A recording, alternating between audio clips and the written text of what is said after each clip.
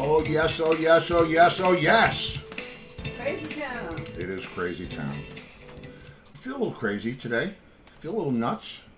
No gloom. But I don't feel gloomy. No. There is no gloom. There is no gloom. Why did that happen? This is a show for entertainment. That's right. There's no gloom. That's right. There's no. This is not the news. This is not a dating show. It's not a dating show. That's right. It's not a. It's not a game show. No. Although we play games. Let's see. What else is it not? It's not PBS. It's not. But we're going to watch a PBS. We are. Show. We are. We're going to take your recommendations for actually, Hemingway. It was Stephanie Davis. Mm-hmm. Oh, is that who it was? Yeah. Nobody on here? Not that I know of. No. Guys, you slipping and you're not telling us about stuff? No, they don't. I just read it on your news feed. Oh, on my news feed. You lurker. I Read it am. on my news feed. Yeah. Okay. You know what? You Yeah, would I know know what- about half of what's going on in the world. I if wouldn't. didn't lurk You on know your what? I feed. probably don't care about that half anyway. But Ooh. what's going on in the world? The only things I care about what's going on in the world are the things that I can do something about. I don't just need to be miserable, as my entertainment. There's other stuff on. Am I getting gloomy? Yes, you are. Can't find your button. No, I couldn't. Okay. Why it's not working? Okay, so bright and cheery from this point forward. That's right. Let's see. And we're trying something new today. So if it messes up, trying something new. Usually when I have to get these videos from people, they send me links to the videos on YouTube, which is great. And just so happens that the iPhone will record the screen. So all I have to do is play their video and hit record the screen. Oh, How you like that? I like that. So all I have to do is hit record the screen, and it actually records the video in high definition. It's pretty amazing. The problem is that I have to watch the video while it's recording to make sure that nothing happens, freaky on the phone. So that takes whatever it is, 5 minutes. Then you have to edit it, the size, because it records the whole page. It records the whole screen, and the video, if you ever watch YouTube on your phone, is just this little strip up here. So, So from what I understand, we have quite a long video to play, so... so what, get on with it? Well. Wow. Well, the first video is not that long. Oh, okay. All right, so anyway, what I did is there's a thing in my broadcast software that says web browser. Because as I was saying before, I was so rudely interrupted, I store these things.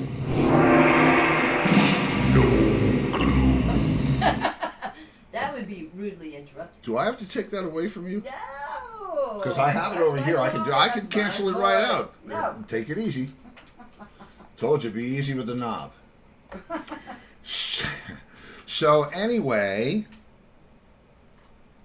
I don't have to do that long process because then I have to edit it down the size, and then the phone needs to render it, and then I have to send it here. And this way, all I have to do is play the video, which is cool. Because I copy the URL into you care, right? You don't care. What's going on here? What? Nothing. Oh, is What's it? going on with this keyboard? I don't know. Oh, something's going on with this keyboard. You have friends that do that? This darn phone. I don't know what this darn phone is doing, but this darn phone. Yeah. You sure don't know what it's doing or how it works. That would be me. I don't Yeah. say darn, though. No. You don't even say Darn's phone. not in my vocabulary. You don't say phone. She was shocked when I told her camera could make phone calls. Ha! All right, anyway. Okay. I'm excited today because I have another drummer, one of my kind. He's your kind. He's my kind. And you'll find that the talk between drummers is always a little bit different than the talk between, do I say musicians? No, I don't. between guys with notes. Well, you have notes. Wait a minute. How you? Yeah, you do. I've seen them. You know, yeah. You have seen them. Yeah, you write them back and forth to each other. Hey, how you doing? Okay. Well, okay. She's here all week. Try the veal. No, don't. Oh, don't try the veal. Oh, right.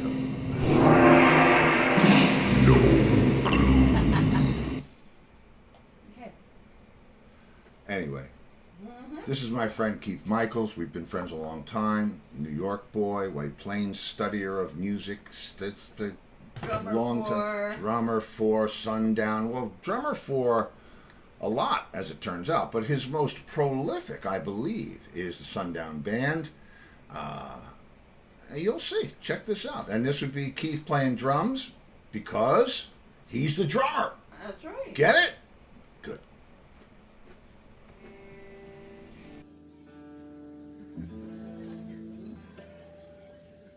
You guys ready for the Marshall Tucker Band tonight or what, people?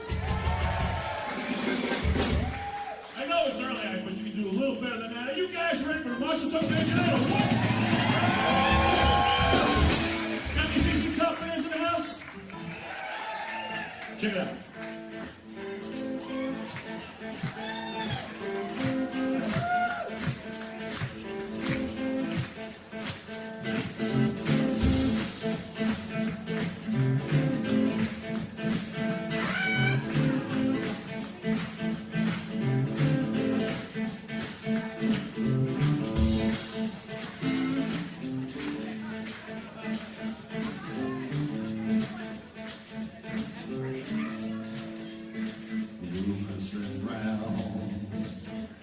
Texas town, that shack outside the grave. You know what I'm talking about? Just be the road if you want to do that home out on the range. Y'all know it's still there.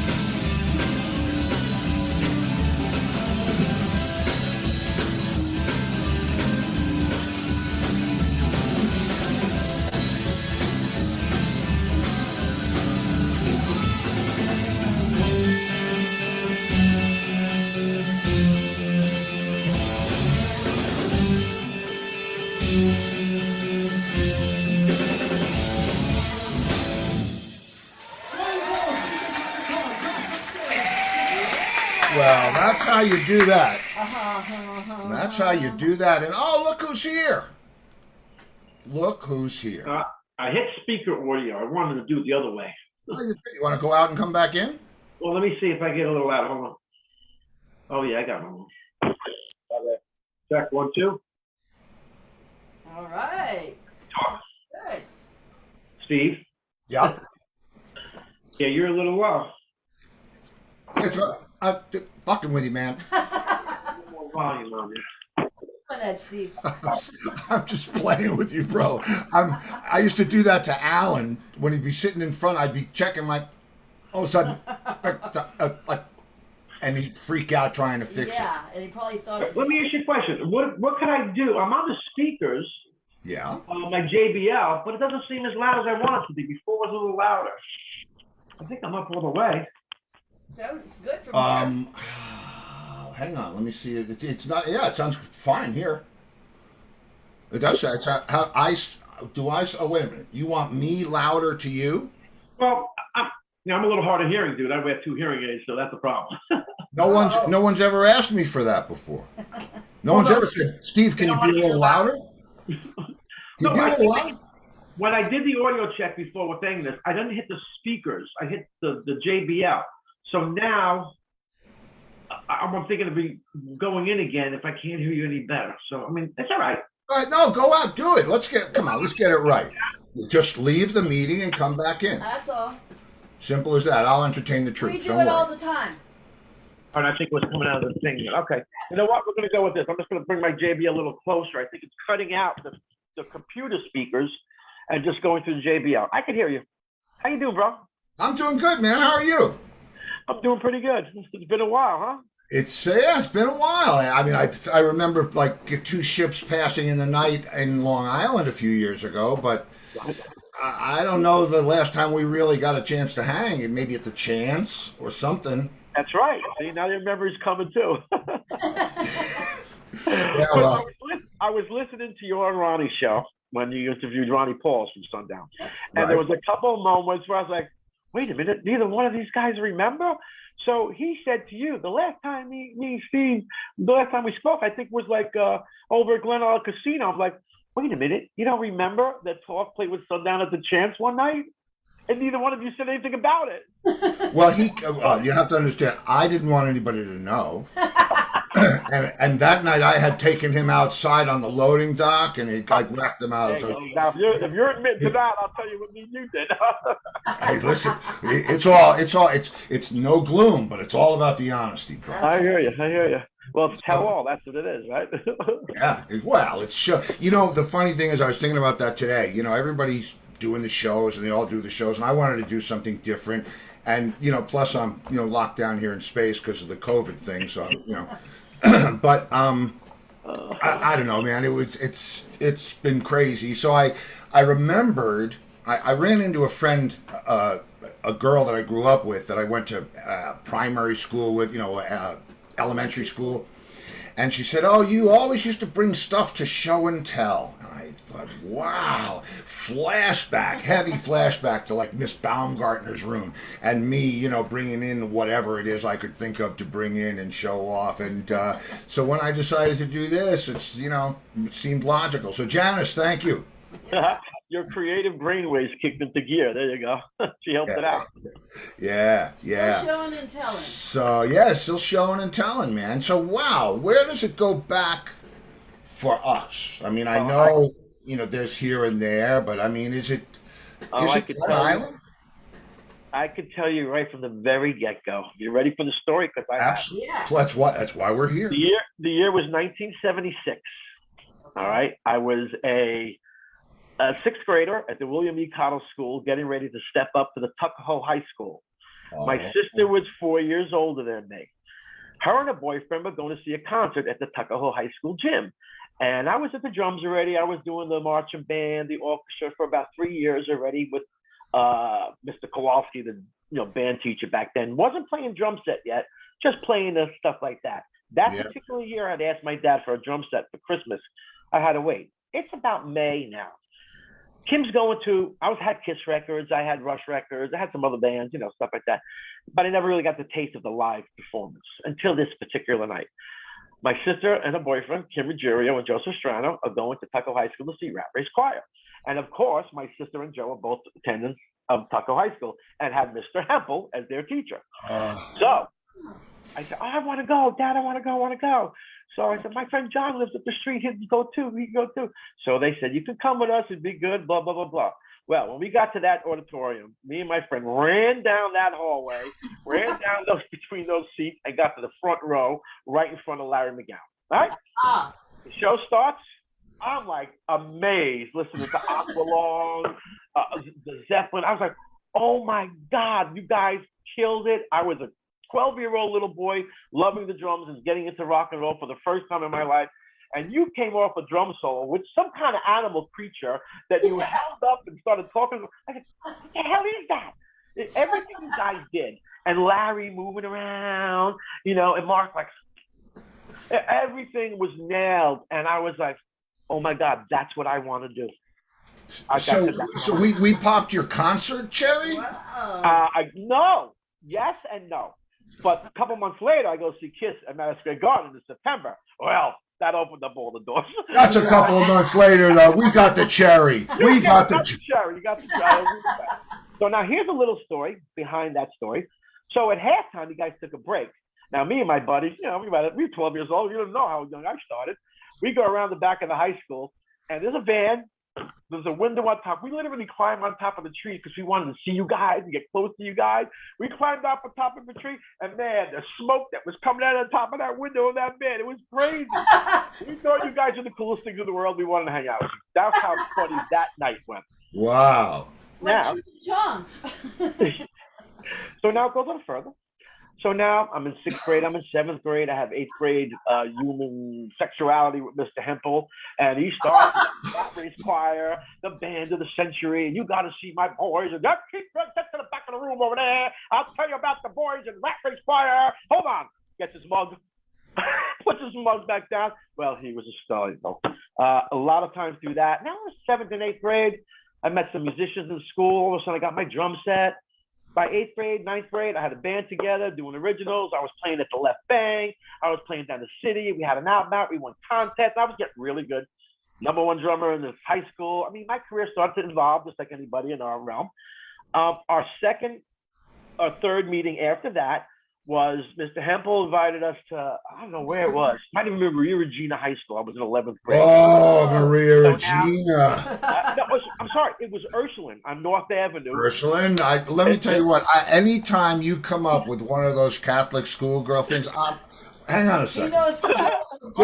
Just hang on one second, because you have to see this. And I just happen to know, I think I know where it is. Oh, my friend. Oh, my God. Do I have it? Come on. It's in the, okay. I see now. I'm thinking it's in favorites, but it's in back in the day. Oh, so well, I'm glad you absolutely back in the day. How'd it be 80? 81. Oh, man. Wait a minute. I'm going to make you laugh. I'm going to. 81, Steve? 81? Yeah. Yeah. No, high school girls? Yeah. Yeah. Wait, here they're coming. Here they come. They're going to kill me. Okay. In between all the other pictures, in between all the rest of that crap, you see those are the yearbook pictures of all the girls from. They put you guys in there. from Good Counsel, I think. Good Counsel's another one, sure. Oh man, yeah. The funny thing was, now me and my friend Tommy, we told Mr. Hempel, what time do they go on? We're trying to get him all the information. What are they doing? What songs are they playing? We were so interested. We get there at 6 o'clock. There's nobody there. We heard you guys sound checking or whatever. And the doors didn't open until like 7:30. We were there for an hour and a half for you guys. Our school waiting to get into this concert. Another great time. Years go on.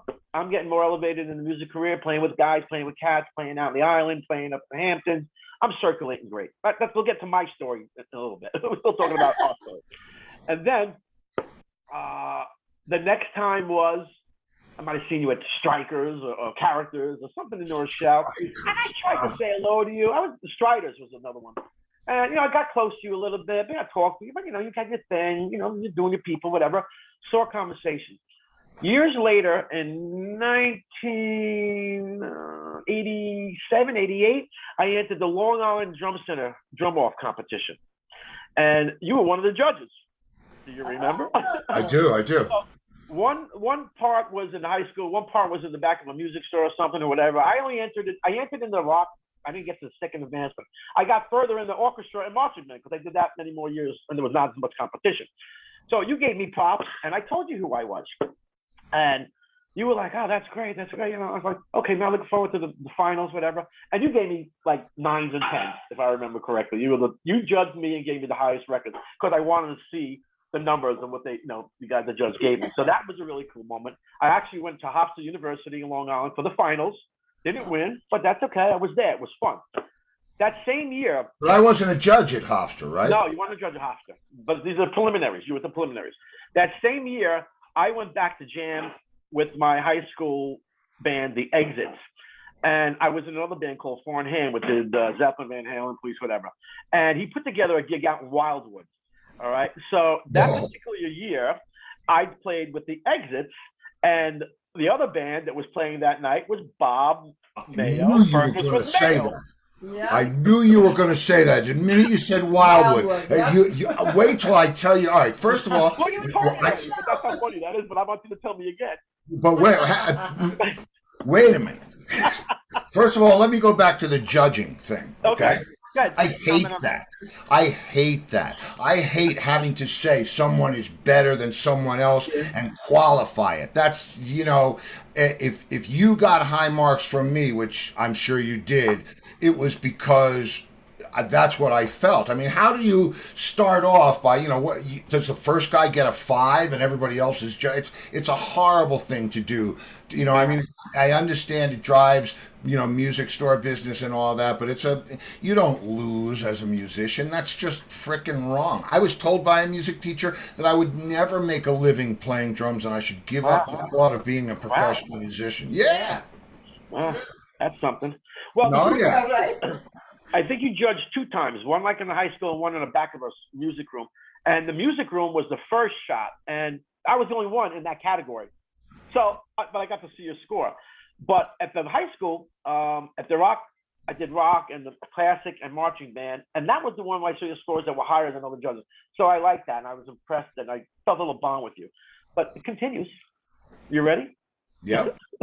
Well, wait. Do you want me to tell you the other part of the Wildwood story? Oh yeah, go ahead. Well, the thing is, the first part of the Wildwood story is we played. You guys weren't even there yet. Oh, okay? Don't I know it? And I don't know if you had drums in your car, but as soon as you got there, one of the guys said, listen, the drummer needs to use your drums. I'm like, sure, no problem. You went back on my drums. I'm an old Pearl kid. I used to travel with that from that place. And you got on there, just looked at me, and you, Bob, and Ted and Al, not Ted, Al, and somebody else, you guys got up and went right on. You guys went on in 5 minutes. It was insane. I got pictures of that, and I showed you one of those pictures. Yeah, that's right. Was that's it burgers and mayo? Yeah, it was burgers with mayo, but right, it was right. with me instead of yeah, right, instead of Ted. Okay. Right. Mayo calls me up at the last minute. I was friendly with Mayo all through the whole. We stayed friends, and whenever we could play music. Well, you know that, right? You know he was in Rat Race in '73, Bob, right? Of course, I heard that, right? Yeah.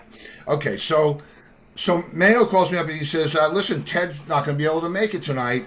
Do you want? Would you play a gig?" And I said, "Sure." And he comes and picks me up. I think we were living in White Plains at the time, or whatever. And I wanted to bring my snare drum. That was the only thing I brought. I think my snare drum and my stick bag, and which hello, to play Wildwood, New Jersey. Let's bring the special snare drum, idiot. So anyway, I get down there, and we're playing. I mean, it's hustle, but it's let's go, and we play, and then we leave. And Bobby is so frickin' hammered. And he's driving. And he's driving his Jeep, right? Now he brought whatever, I don't forget what he was playing through, a twin or something, and a couple of guitars, and my snare drum and the stick bag in the back of this Jeep. You never heard this story? Well, not as deep. But I got to the Atlantic City stuff. Oh, the Atlantic, I got a little bit of that. Not the whole okay. Okay, so Bobby is so toasted, and it's Sunday night. And we're coming up on the Atlantic City exit. And I said, come on. I said, Bob. Because he had never been. I've never been to Atlantic City. Come on, man. Let's go.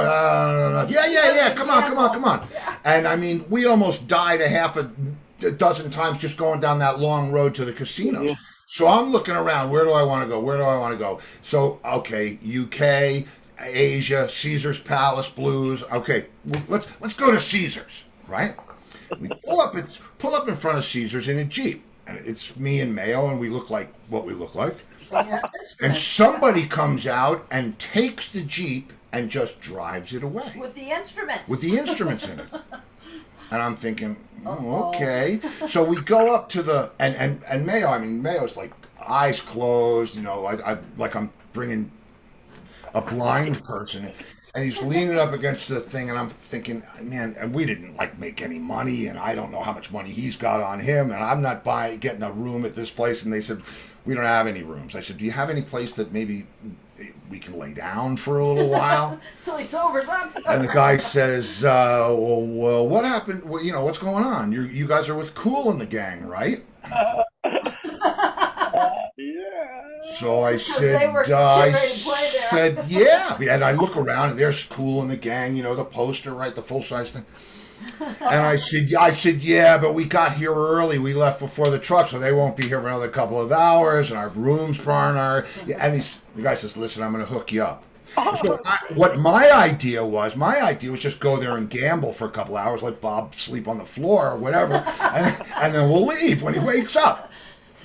But they tell me you can't gamble because on Sunday, from whatever time to whatever time, they have to shut it down. There's a law. Yeah. And I said, well, that's when I said, you know, can we lay down somewhere? And he said, nah. It was Saturday night, and it wouldn't open until 6 o'clock. No, it's on a Sunday. It was on, I don't know what it was. Yeah, maybe it was a Saturday night into Sunday. Anyway, so the guy says, well, listen, you know, he says, you're going to have to be out of this room before 10 o'clock. I said, what time does the casino open? He said, whatever, 8 o'clock. I said, we'll be out. Believe me, I want to go home. So, I didn't tell him that, but I want to go home. So, he gives us, we have to have a key to get to this floor. Floor, right, sure. Yeah. And we go, and I open up this door, and I'm in like a palace. This is like where the sheik goes, you know, when they're gonna hit sheik. We got you set up, you know. And I'm telling you, picture window the size of my house, just out on the Atlantic, just gorgeous. It was like, oh God, I don't even know what time it was. I wound up calling my father in L.A. just so I could tell somebody where I was. Yeah, you called me. And you couldn't show it to Bob because he was passed out. Yeah, I couldn't show it to Bob. And I mean, we had 3 bedrooms in this place. There was a wet bar, a living room, it was insane. And Bob, when they show those kind of movies, right? He passes out on the leatherette little modern couch, and that's it. And he's just gone. Yeah. Right? And I said, well, okay. And I go and I sleep in the big round bed and whatever. I mean, I'm trying to get it all in. And in the morning, I wake up, I'm ready to go gamble, and I said, Bob, we got to go, man. Let's go. And Bob comes around like this, and he starts looking around like, and the first thing he does is look for his wallet.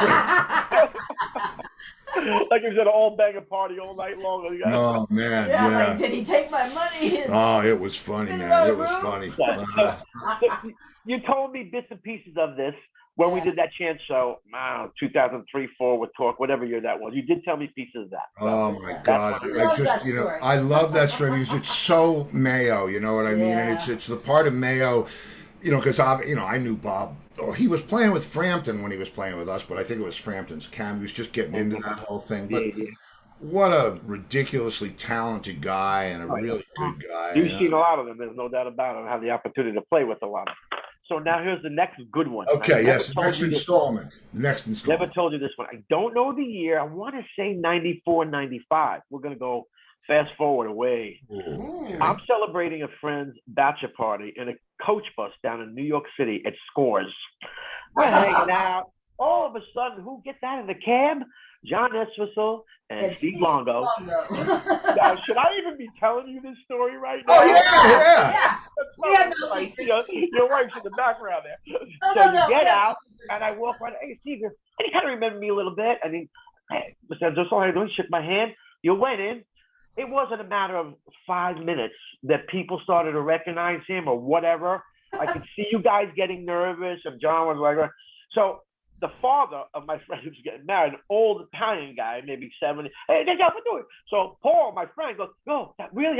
Hey, Dad, that's John Edwards from the Who. He's a rock star." So even my friend's father fucked it up. You guys, he's my friend. He walks up to John, goes, "You who? Yo, who you who?" So you laugh, hysterical, and it's like looking at John like. He's like, he goes, "Don't tempt me. My son said you who? You're the who?" And John just went like this, "Let's go." And you guys walked out of there so fast. But not only was the regular crowd part of the disruption, even my friend's father, I was like, "Oh man, you guys out here." So funny. How about that one? Galliano night. Do you remember that night? Yeah, I do, was painfully well, and Yeah. I'll tell you why, because there are a couple of other facets to that Yeah, story. Sure, but that's only 5-10 minutes I knew. First of He all, didn't know she was stripping. But don't even start there, No, and okay. certainly don't blow the I punchline. won't. 'Cause I got a towel here, I can hit So you you with a said towel. certainly what? Okay, what's that? You said first of all you're going to say Okay. something. Okay, first of all, do you know who owned Scores, or do you know the background of all that? Who? No, I don't. Who owned it? I guess it was a Gambino place. Okay. And You catching his drift? my friend, one of my absolute very best friends, Michael, his brother, who was in the family business. Michael was not in the family business. Younger brother's in the family business. Gotcha. He's at the club. They're both Rat Race fans and huge Zeppelin fans, and they got me tickets to Atlantic's 40th to see Zeppelin with that whole thing, right? So I mean, these are major fans, and because of who their father was, they used to be able to get into all these places to see us play out on the island because Billy Bazile or Vinny Boom Bots or whoever knows it. So I'm trying to remember which order to put this in. Well, John always wanted to go to Yeah, the John strip always club. wanted. All right, John always wanted to go to a Yes. strip club, and But he liked to go to the sleazy Was that the first Yeah. time? at So you guys went there? first time we've been to school. No, because my friends. Oh, it was probably the first time I brought John there. Not you, But but John. Yeah. yeah, John Yeah. first time. Yeah, But but he liked but the he doesn't sleazy like ones. he doesn't like the high end gentleman's club. So wait, let me give you With the the whole thing. fake So it's boobs my and all friend's that. brother is running the club, and he says, please come in, please bring Mr. Entwistle in. I'd love to meet him, and it's no problem. Blah blah blah. You go in, and. I can't remember who was dancing there that night. I think somebody famous, Ginger Lynn, or some crazy porn star, and John all of a sudden sees this girl. I don't want to tell her, somebody that we both knew, but that he knew intimately from like years before. Well, she was with him when you met him. That's right. She was with him in Chicago. Chicago When we first met, Yeah. and she was all like, oh, I'm this, I'm you know how it John's goes, right? girlfriend. And so So she was dancing there. she was dancing there. That's really the reason we left. It wasn't. Okay, right. Yeah, that's Yeah, why. it was abrupt. I was like, wow. She's dancing there, and she's now had implants because That's what you got to do at that's Scores. what you got to do. And John is like, He was not into the fake he was boobs. not, and we left and went to like Legs Diamonds Sleaze Pot on 47th Street Yeah. or something. That's what he liked. that- He liked when your shoes stuck to the floor. Are there no children around? Are there? No, just me and my wife also. She's in the background. Okay. Yeah. Yeah, and it's funny because I have, when I get on the subject of strip clubs and Entwistle, it's a very wide array of possibilities. But I always want to tell Tokyo until I realized that. No gloom. Oh, no No gloom. gloom. Anyway, And they had strippers on the tour bus. we've got strippers. It's it's on the rider. Yeah. Rock and roll. And Steve was allowed to video. Yeah, that. I see. First of all, I didn't want to, that's okay. But, you back off. I'm filming, Yeah, no, he would And- give me the play-by-play. Oh yeah, we watched the videos together at home. It was really cool. funny. Yeah, it was funny. It was, and I'll tell you a funny story about that. I got this new video camera, and we're going out on tour. I think it was '97, right? And I'm filming everything, and I have these strippers that are. I don't have them. There are strippers on the bus, 3 or 4 of them, and we picked them up in Houston. And I think it was next to the place we were playing, there was something, I don't know. And now they're on the bus. And the next the thing. bus is heading to the next town. we're going to Dallas or wherever the hell we're going, right? And by the time we get off the bus, these girls are like, they've been stripping all over the bus. And the one has pierced nipples and she wants to put. What do you call it? Backstage passes on them. But and she's don't show my face. Don't on show the my internet. face on the internet. She's saying, and she's making the backstage passes. Oh, God. It And was, Steve's videoing all and of so it. yeah, well, listen, safe distance. Yeah. I was always into social distancing. One of the guys was in the bathroom with one of Oh them, and God, Steve it opened was the yeah, door. and he's like, check out her tattoo. I was like, wow, yeah, it's great. I I gotta know top that. her. I gotta top that. Really? My stripper experience, real quick, for video Sure, camera. great. I did the same thing. The girls had dollar bills, and they were making them into little tents and putting them on the floor. They were sitting down and see who could pick them up, put there, and lift them up off the floor. And I videotaped that. How's that for a show? Okay, well, you gotta tell about the cherries. you know, in tennis, there's always a return, right? Hey, come on. We're in San Francisco. And we have a brand new roadie, kid, got to be barely 21, wet behind the ears, comes out on the road with us, doesn't even have a suitcase, just has his clothes. A white short sleeve shirt and a pair of, not khakis, but some, not jeans, right? Washed his shirt And washed his shirt washed his shirt in the sink every night and wore it the next day. That was it. His only shirt. So we get to San Francisco and John goes, strip club. And so the train of ants down to the strip club. And this was a topless and bottomless club. And the entertainer that was in front of us did something called the table. You know when they do the table? A lap dance. back. What's that? Lap dance? No. They're It's a on the bar, position. It's a position. and they lean back. They lean back, and their legs are down, and their stomach. It's like It's like downward dog, but it's backwards. like this. Okay. It's like that, and the head's up there. And this God. girl takes the cherry, the stainless steel thing of cherries out of From the the speed bar. bar, right? And she starts Inserting hiding them. the cherries where everybody can Not in see her mouth. where she's hiding them. Man, is it my service? And the whole thing is gone. And she's right in front of the kid, and all of a sudden, blam, all over his white shirt. Oh, my God. Oh, and it's like, oh. Now, how'd she do that? Pretty good. How about this? Smiles in Poughkeepsie, up that way. Familiar with it? Yeah. They had this dance girl. A night we were up in Millbrook Studio recording with my band Livesay. Before you know all those guys. Yeah, I remember Livesay. Now, they were behind the wall of a dance area where there was like 7 or 8 seats, and then there was a larger room where they had the big stage. So we sat in there, and all of a sudden a girl comes out to put on a show. We're sitting around the table like this, like level to the stage a little bit.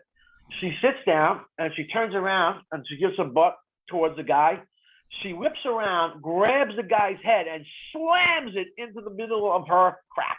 And bangs it, and didn't stop it. The guys didn't know what to do. And we're like, holy shit, look at what's going on. And his face is getting wet, his hair's getting all messed up. Oh. Now everybody's like, and one guy goes, I'm next. Okay. Wow.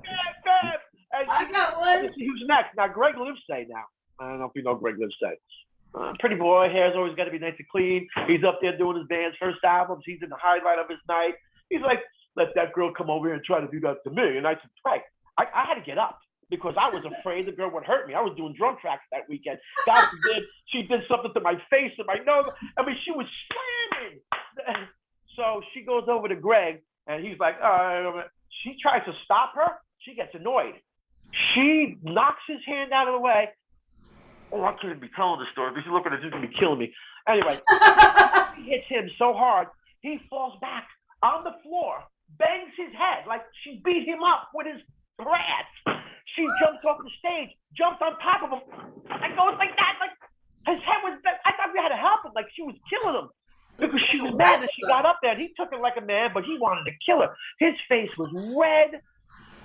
Oh my God! I haven't run out of places. I didn't want to get beat up by some girl's ass. It was. Yeah, no kidding, man. I mean, that's. That was my craziest one. I tell you though, when we got back to the house in Millbrook, man, the fun and the laughs we had over that event. Let me tell you, we put it on our album in the back secretly. It was pretty. Oh, that's funny, man. You remember a strip club in Mayapack called the Lake Lounge? Sure. Oh, you're telling me Steve this? and I Okay. took his brother, we who took is my so brother. uptight and My brother is like. Do an hour of strip club reviews. No, we got another. There's another 3 minutes. This This is perfect for you. This is the perfect. I would have forgotten about this if it wasn't for Lori. Right. And there was some girl named Star stripping. Yeah, some girl. We take my brother. My brother is like, if you've ever seen the any movie where the older brother is uptight and straight, and the younger brother is like me. That's us. And we take him to this place, right? And he's, he's human, so I'm pretty sure there was a pulse. Right before we got married. Yeah. And this girl named Star is stripping. And they go pick their own songs out of the jukebox. They play their own songs, right? They go to the jukebox. They have to pay for them. They play, and all of a sudden I hear doom, bop, boom, boom, bop, boom, boom, bop, boom, boom, and then she starts stripping to "Bittersweet Love." They had his song in they had the Rat Race single on the jukebox. Wow! And I'm like, he was like, "Oh no." So listen. That's a good story. So in the strip story. Yeah, so that kind of brings us back to the band because I mean I've got some other endless stuff that's pretty good, but we've about 2 or 3 more accounts. After that, I think was a chance when we played with Torque, with Sundown and Torque, and I want to say that the next time after that was when you guys did the Rat Race choir reunion at Mulcahy's with Zebra. We spoke on the phone a little bit that night. I was just going to help you guys out, but things were set. My friend Josh worked with Mark, and that's pretty much it. We've had those experiences with you. Oh, one other thing. I saw you on a video, the Howard Stern video, right? And you were playing with Sam Kinison when you opened up the door. That was the coolest thing in the world. Now, I don't know how much involved with Sam Kinison's band you were, but did you know Larry, his bodyguard? Yeah, well, I knew Larry's bodyguard from shows because we played the Celebrity Theater together. I think he's talking about when you went to Philly. No, he's talking about. If I'm not mistaken, you're talking about Nassau Coliseum. US Open Source? Yeah, no, U.S. Open Source. Because he was on Butt Bongo Fiesta. Yeah, because I mean, check my IMDb. The connections. Larry was a good friend of mine's husband back in the day. Deborah Morano from Eastchester, and Larry's from Eastchester. They met in California, whatever. So there was always a connection with me and you, whether it was that star, this star, that musician, that friend, that somebody else. You know what I mean? So I always could say, hey, I know, but we never talked about these things, so many of these things. Well, it occurred to me when you were first telling me that story, I'm surprised that Skip didn't say, hey, Keith, come here, man. Yeah. Because I loved that. I used to. I think it was either Steve Vai or Steve Stevenson. I loved. What? What do you mean you loved that? I loved sneaking young people, and I loved meeting underage musicians and getting them in for sound check, or like I would have taken you back, let you sit on the kit. Do you remember which kit it was? Which kit? Which was? Where? At high school. Yeah. At the high school. I don't even know kids then. I was maybe Silver. Was Could it be Silver? I don't remember. All I remember is all your symbols and that little thing you posted up on the microphone. Is that the same? Yeah, he still does that. Yeah, I still do that. I saw you at with Cheap Trick Singer. What's his name? With Robin Zander. Yeah, Robin Zander with Mark at Paramount Peekskill, I think. I saw that. Right. Yes. I got great pictures of you. I saw you down in BB King's with the Mark Ferner and AC/DC, and I'm looking at you guys, you and Mark, and I'm like, my friends are in freaking AC/DC. This is crazy. I'm so happy for you guys. So I don't know how much you know about me and Mark. Me and Mark became very, very good friends. Oh, you know what? I'm even missing something else. Speaks Industry Rocks. when you guys did that first reunion. Oh, Right, 97. All right, you, Twisted Sister, the Good Rats.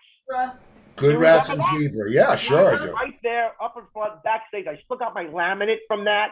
Okay, and me and you had short words, very quick. But I was really good friends with Mark. That's where my connection with Mark really clicked. Okay, and I played with Mark. Mark's played in my gigs. I played in bands with Mark. He subs to me and everything. I don't know if you know all that, but Mark, I know it remotely. I mean, I don't know it like conversation. Yeah. So you were leaving that night from Speaks Industry Rock, whatever it was called. And I had another coach bus that night because I worked in the bus industry all my life. And you were trying to get out of the parking lot. My bus was blocking you from getting out. We were waiting for some more dudes to come out of the club.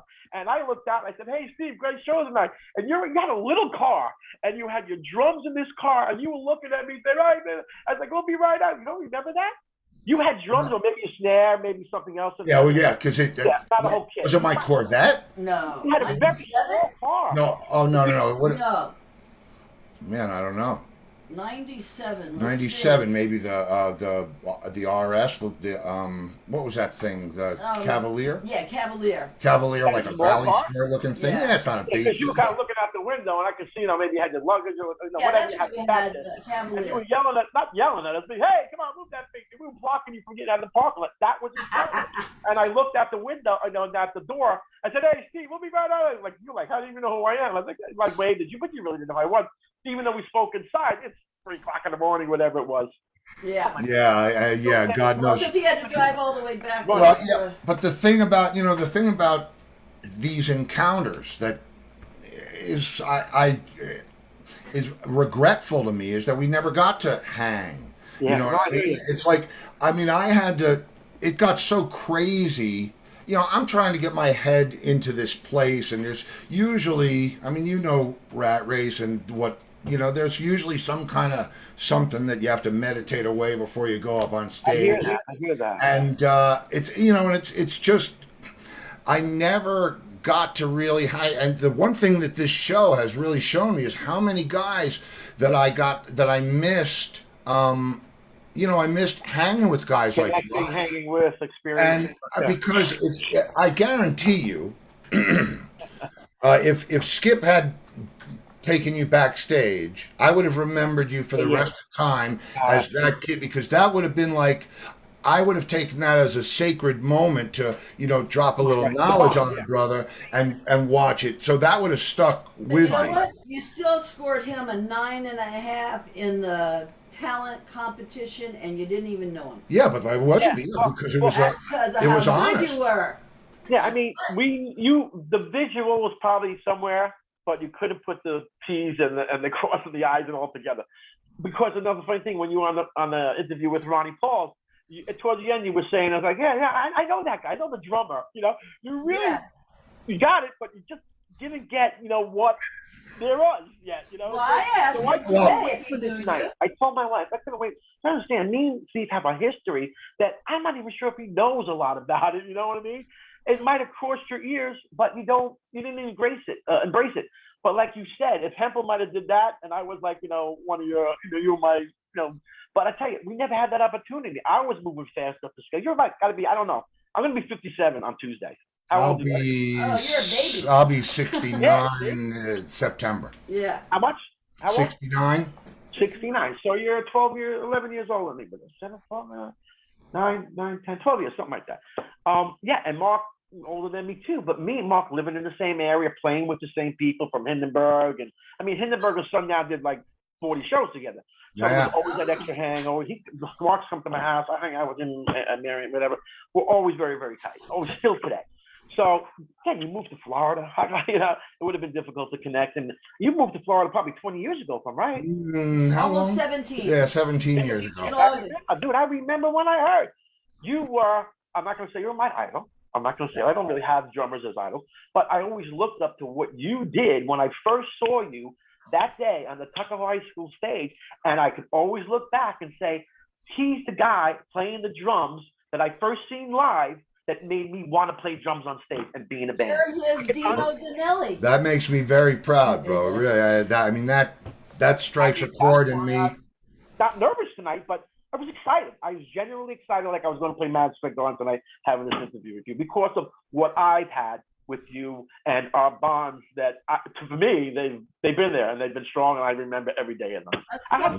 Wait till see where they. I haven't even told you yet. Wait till you see where the goes from here. But well, go he ahead. told me today. Go ahead, I asked him if he knew you. And yeah, and I remember. I mean, Yeah. I do, and it's, you know, it's such a crazy frickin' business, and you're always getting, you know, I mean, you're in a popular band. You know what it's like to get told. But I tell you what, too, if I had known what I know now, then you would have always gotten. And it's not that you didn't deserve, or it's not about that at all. It's just, you know, how many minutes are there in a day, you know. But I'm so glad to connect with you now, and I'm so. Oh my! I was you waiting know, for this night. I'm so proud to be that, you know, that milestone, and it doesn't I'm get better than that for me. Sad that it's so late in our careers, but you know. We're still very young. We're still very young. Pal. Listen, how about this? The night Sundown played with Torque, after my sound check, I was looking around. I said, "See, you're gonna bring your drums up on the thing. I'm gonna break mine down." He goes, "You're gonna strike your kid? Like, you're the headliner." I'm like, "Not for you. Of course I'm gonna strike my kid." And you were like, "Nobody's ever done that before when there's an opener and a headline, especially at this stage." I'm like, "What, are you kidding me? You're Steve Luongo. You get up with your kid. You don't remember that?" I do. I do remember it. Yeah, he usually has to do. argue with the drummers to strike their kid. Man, let me tell you what. It's been such, and I'm not melancholy about it, because you know, we're just starting another act in our lives and in our careers, and Oh, you're right. you know, if I could ever be, you know, talk about making lemons out of lemonade. You know, I'm at almost 69 years old. I don't know how much hardcore touring there is out there for me. I mean, I'll always play. I play every day. Yeah. So I'm ready. No matter who calls, if they call, I'm there. But I'm so grateful.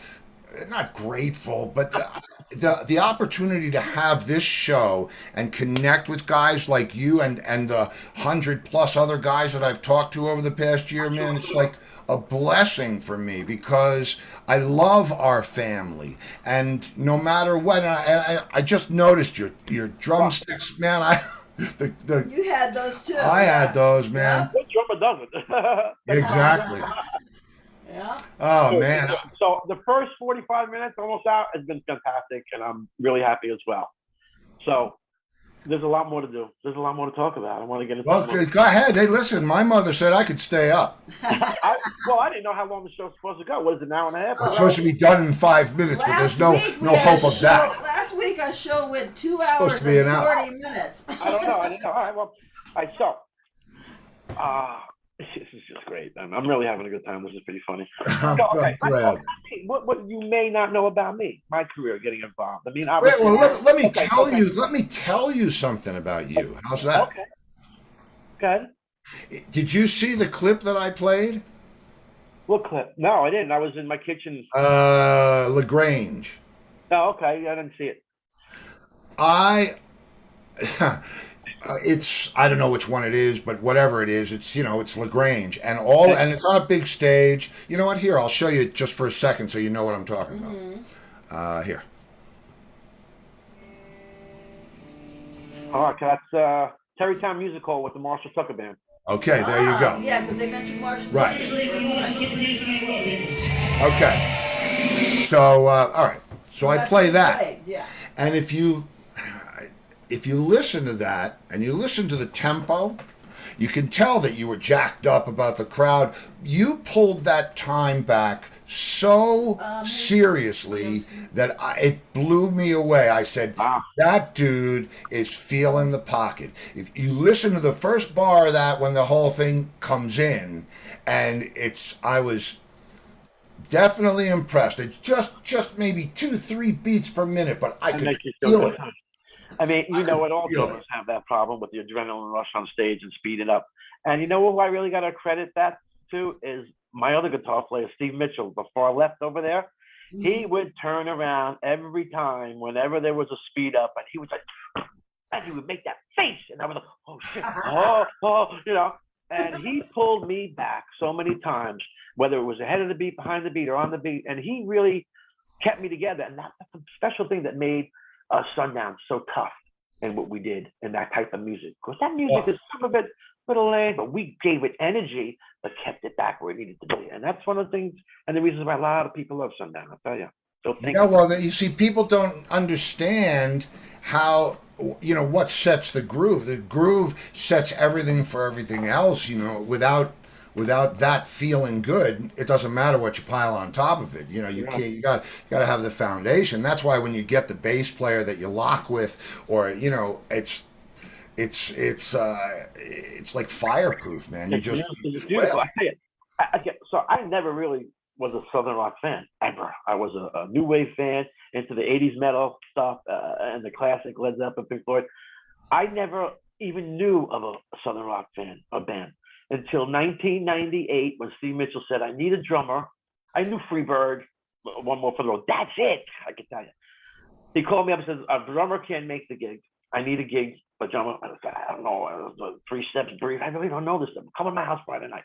I went on Thursday night. I went there, practiced from 4 or 5. Yeah, I think I heard that song on the radio. Yeah, I think I heard that song on the radio.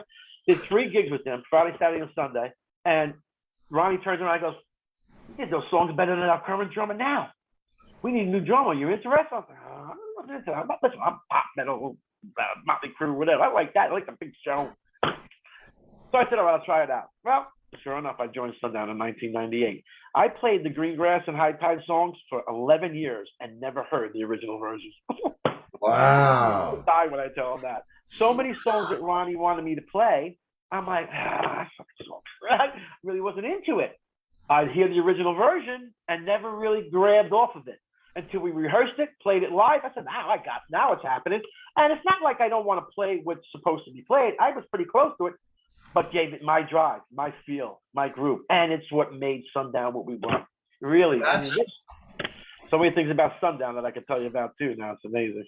But that's the thing, you see, and for me, and Sundown, you would have to be a pocket band because that groove is a very, believe me, I heard it, I heard you guys sink right into it, and it's the difference between it sounding like right or wrong or whatever, having the feel, but it just locks up. Yeah, for me, I never worried about the tempo. Mark and I used to chase each other like a couple of birds. The tempo is what the drummer says it is, right? Yeah, exactly. Right. Exactly. You know what happens if the drummer can't really play in the orchestra? What? They take one stick away and make him the conductor. Exactly. And but no, we didn't. That was the beauty of it for me. The energy of it. It was like, why do I want to play it the way the record is playing? I don't want to do that. I don't want to get a metronome and say, how many beats per minute is thick as a brick. I want it to be however I'm in it, And the thing that I admire about what you just said about the one song that you never actually heard, when I played the cover material, as years progressed, I played it like I was in that band and it was now my song to do whatever I wanted. I always would pay homage to the signpost, but come on. I'm here to play. Yeah. There were quotes and comments about Sundown on the Sundown Band's website for many years that were directed to the bigwigs, some record label people, some managers and stuff. And some guys, I can't remember right off the bat right now, I could probably find it in a minute, but it said one thing I loved about Sundown was they actually did not take the songs and destroy them. They took the songs and made them their own, made them a little bit better, but gave the bands that did them originally the homage they deserved. And it's like, it's any better than that. You can't. And there's, I was talking, I have a couple of friends that are in, they call them tribute bands. I prefer to call them legacy bands. We weren't a tribute band. No, I know that. We were a Southern rock band, period. Right.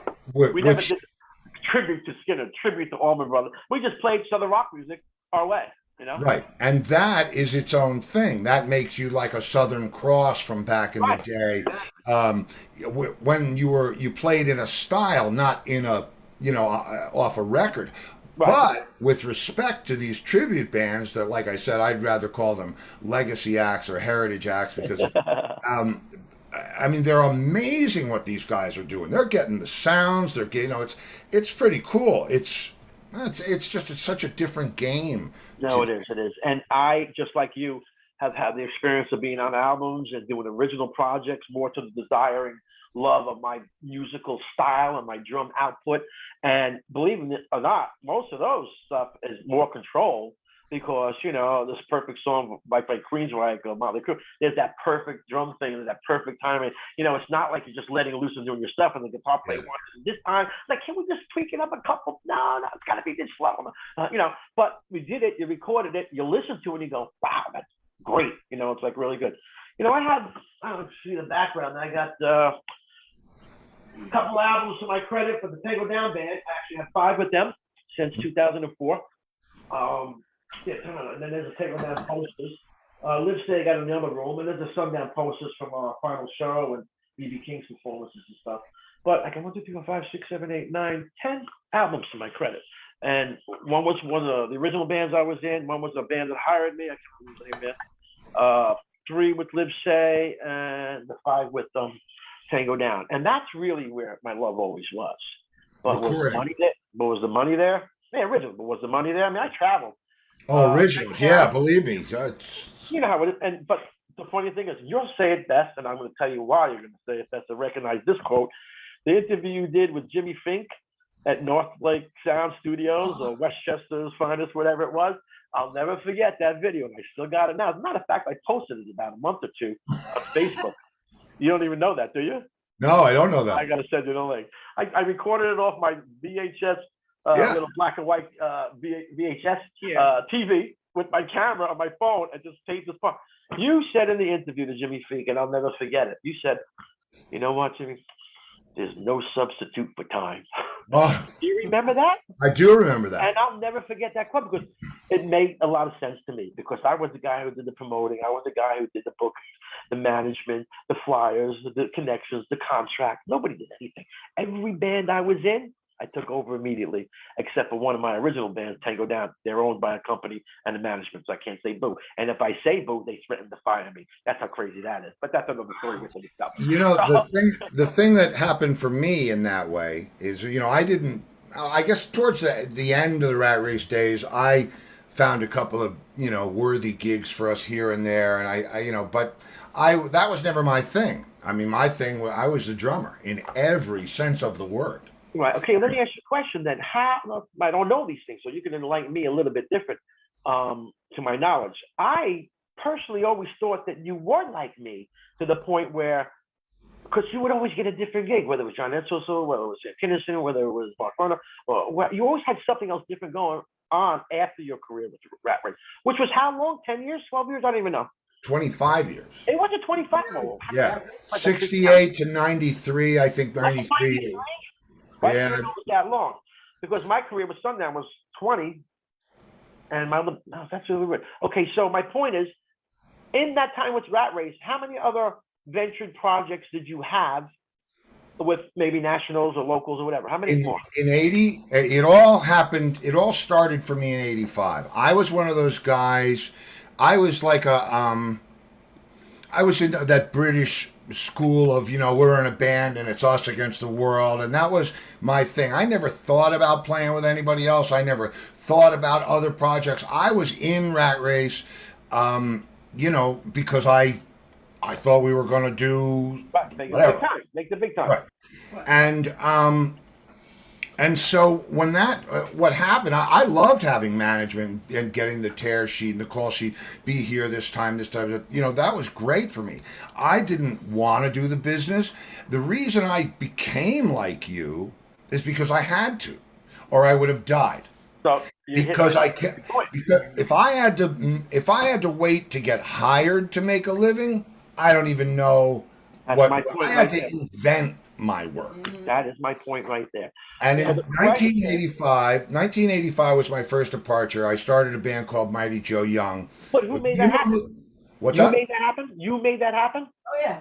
Okay, so there you go. So it took you to get out of Rat Race Fire that wasn't going anywhere to realize your ability to get on and take on and be more fortunate, so to speak. Right. So I did that, you know, and I love that band. I mean, we were playing all that Van Halen, Louis Ubriaco. You remember Louis? I mean, Yeah, sure, I know very well. Greg God, and Al. Livesay by Louis Ubriaco. Greg Livesay What? was trained by him. Greg Livesay from Livesay. He was his teacher. He's one of the finest players I've ever had the pleasure to work Wow. with. Oh man, he's just. We recorded that band. We wrote for that band.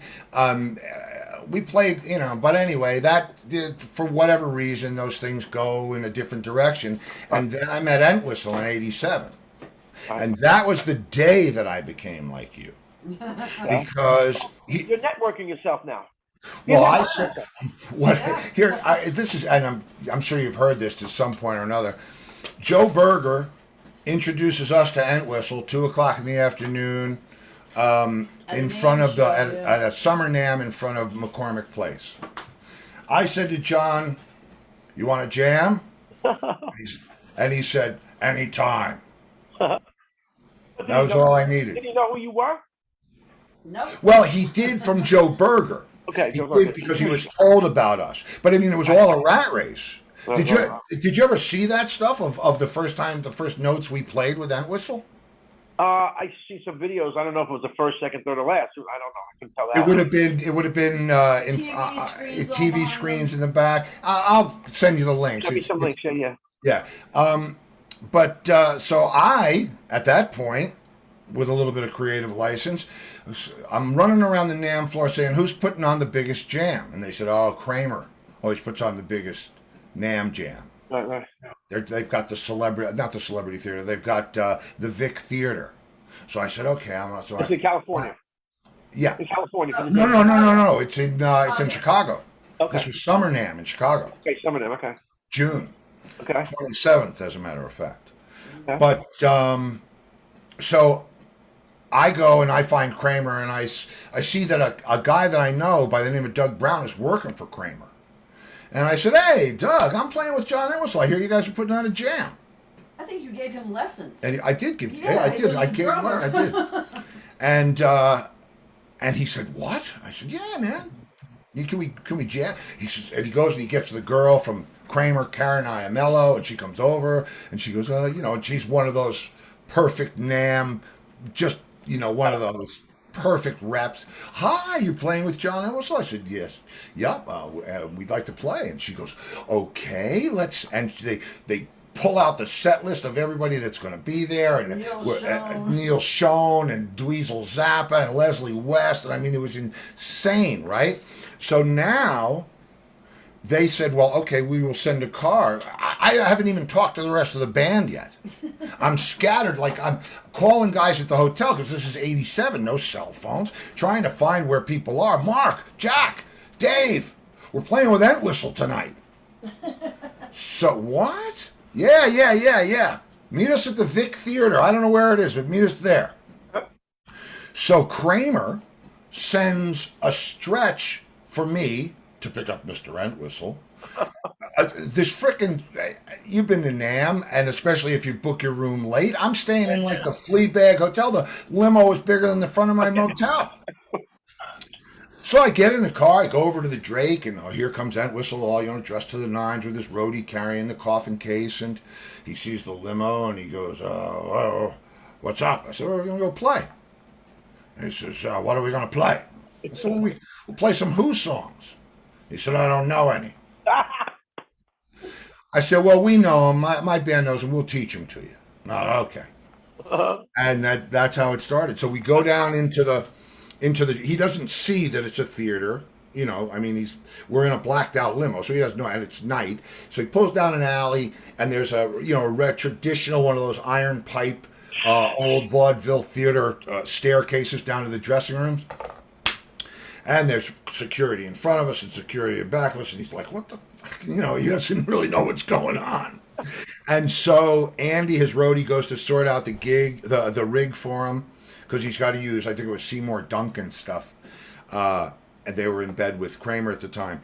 And so the band gets there, and we said, we're just going to play live at Leeds. And like, you know, so he says, let's go over it. And they're going through the changes with him. And he says, you guys even learn the mistakes. That's funny. And so, but he hasn't heard any of us play a note plugged in. I haven't even seen this drum set. I haven't seen anything. And so fun, you know, I mean, it's a long story about what goes on. They bring catering in. I mean, it's ridiculous. And all of a sudden, it's Mr. Entwistle 5 minutes, and he's like, "What?" And so 5 minutes, they open the door, and there's two big security guys, or a big security guy in front of us, and then it's me, and John's behind me, and then Jack, Dave, Mark, and then another security guy, and they walk us down the narrow dressing room hallway to the stairs that go up to the stage. And so now we go up another narrow thing of stairs. I can see, because I'm up, I can see up in the wings, but John's still a step behind me on the stairs, and he's like trying to see. And Dweezil Zappa says, "Ladies and gentlemen, John Entwistle," and the place goes nuts, thousands of people, and he's like, "What?" And we walked out. I have it on video. I'll share it with you. That's great. That's great. Because I mean, think about Dave singing and Entwistle playing bass with us playing live at Leeds. That's great. That's great. Like I said, so you had a lot of experiences like that. I mean, I had the same thing, but like your level and your the artist that you've gotten to share the stage with a little bit higher than mine, but it's a great thing. And anybody who gets that opportunity has to embrace it and use it for what? Their networking, their future, their protege, whatever, you know. I'll tell you what what came out of it for me.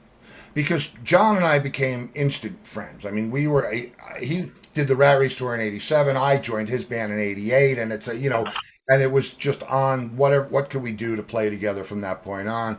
And the thing about it was, he knew that whatever deal, because we were partners in the business. I mean, we had made a deal over the time that we would share the responsibility, and we'd earn and we'd pay, and it was very much that. But because you've got somebody that understands, I'm a musician. I'm just like you. I'm not going to rip us off. I'm going to make the best deal that I can for us, because how I make my money. I want to continue making money using my skills. Yeah.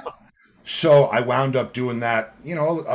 Other people, Leslie came to me, asked me if I would do it with him, which I was happy to do it, And then, there were other guys, and I did the AC/DC thing, and, it's you have to. I mean, if you want to survive in this business, man, you need to be a Marine, except, adapt and overcome. Not that I'm... the famous quote I always liked that another artist said, and believe it or not, it was Snoop Dogg in an interview. And I don't know, I was watching it, and he said something that's also stuck with me for 20 years. He says, your net worth depends on your network, man. I'm like, that makes so much sense. If you don't network yourself, you're not going to have a net worth. It's all about getting up, going out there, taking your skills to the front stage, and do what you can do with them. And if somebody's holding you back and not moving along as fast as you, get out or put them on the back burner. You know what I'm saying? Yeah, and that's... that's everybody doesn't get that. And you see, there was because I formed that relationship early with Joe. What happened with John was we played NAMM and we kicked ass. I mean, I don't care what anybody else. It was Rat Race Choir with John Entwistle on bass playing Who songs. You can figure it was pretty good, right? I mean, it was pretty good.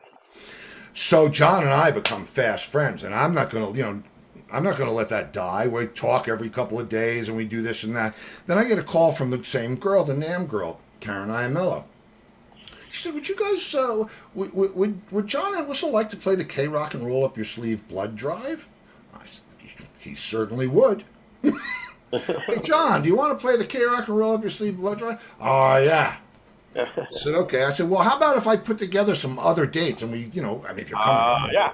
Oh, okay. Yeah. Listen, man, you said something before. If you ever waited for somebody else to get you that gig, and for me, I was always the manager, so I never had managers. And one band that had a manager, at the end of the night, the guitar player said, "We got to give for $65. I'm like, "You got to give for what? For making a phone call? Give me the money." So I went over to her. I said, "Are you so-and-so?" I don't want to mention name. I said, "I'll tell you what, here's $1 for your phone call. leave this band alone from here on. She goes, who do you owe me this 65? I said, we don't owe you shit, girl. And whatever, never seen her again. And then I took over the band. And I went from 15 gigs a year to 80 gigs a year for the first 10 years. You know, and now I want to go back on your interview with Ronnie, but Ronnie said, you know, we went on the coattails of other local bands and Southern Cross Band, and we got gigs that way. And I'm like, that's not happening. I don't think that at all. I think. I'm just saying, he thinks, like, he also said something in the interview, and I want to bring up. He said, when I played music and guitar, I never really took it as a business. Do you remember that? Yes, I do. Yeah. So, and because I was shocked that it was a weekend thing for him. Right, exactly. Yeah, that was weird for me. Not weird for me, but I wasn't expecting that because I know of the band as working. So why would it be a side, you know? But right, because he said he, you know, he was a computer specialist, and he's worked for the same company for some years. Finally got to retire. Look, he's living in a house, just sold a house, playing golf every day. Oh, your sound. You say. Wait. You got to. If you can hear me, somehow you got muted. Now, ask to unmute. Mute. Okay. I mean, there you go. Okay, there you go. There you go. All right.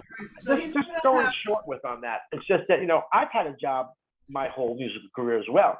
When I didn't have a job, my music career was when, believe it or not, when I was gigging the most back in 84 to 89 with a cover band. We played the Hamptons, then we played the Hunter Mountain. We played 7-8 nights a week, hosting, you know, I don't want to say the dollar amounts, but for 3 or 4 guys, a lot of money. And we used sequencers and keyboard sequencers where the music was down pat. I played with a click, and we just had roadies fill in and play keyboard like that. Wow.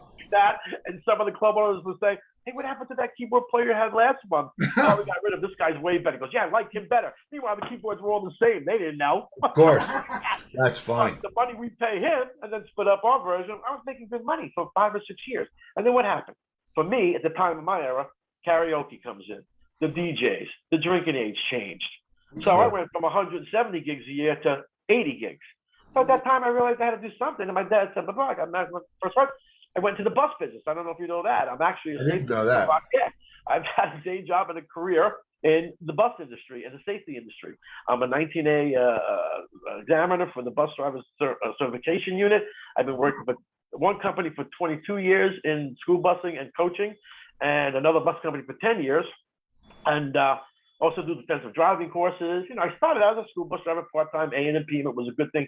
Come home late from a gig, drive a couple hours, sleep all day, and get back up in the afternoon and do it all over again. It worked great. Yeah. Like 1989, 1991, around there, went full-time at the desk. And now I sit at the desk, big office, nice and big, and I just boss people around.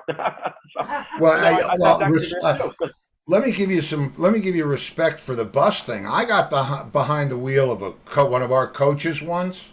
Guy said, "Come on, try it." You know, Prevo, I think, and a 45. And man, I was scared to death.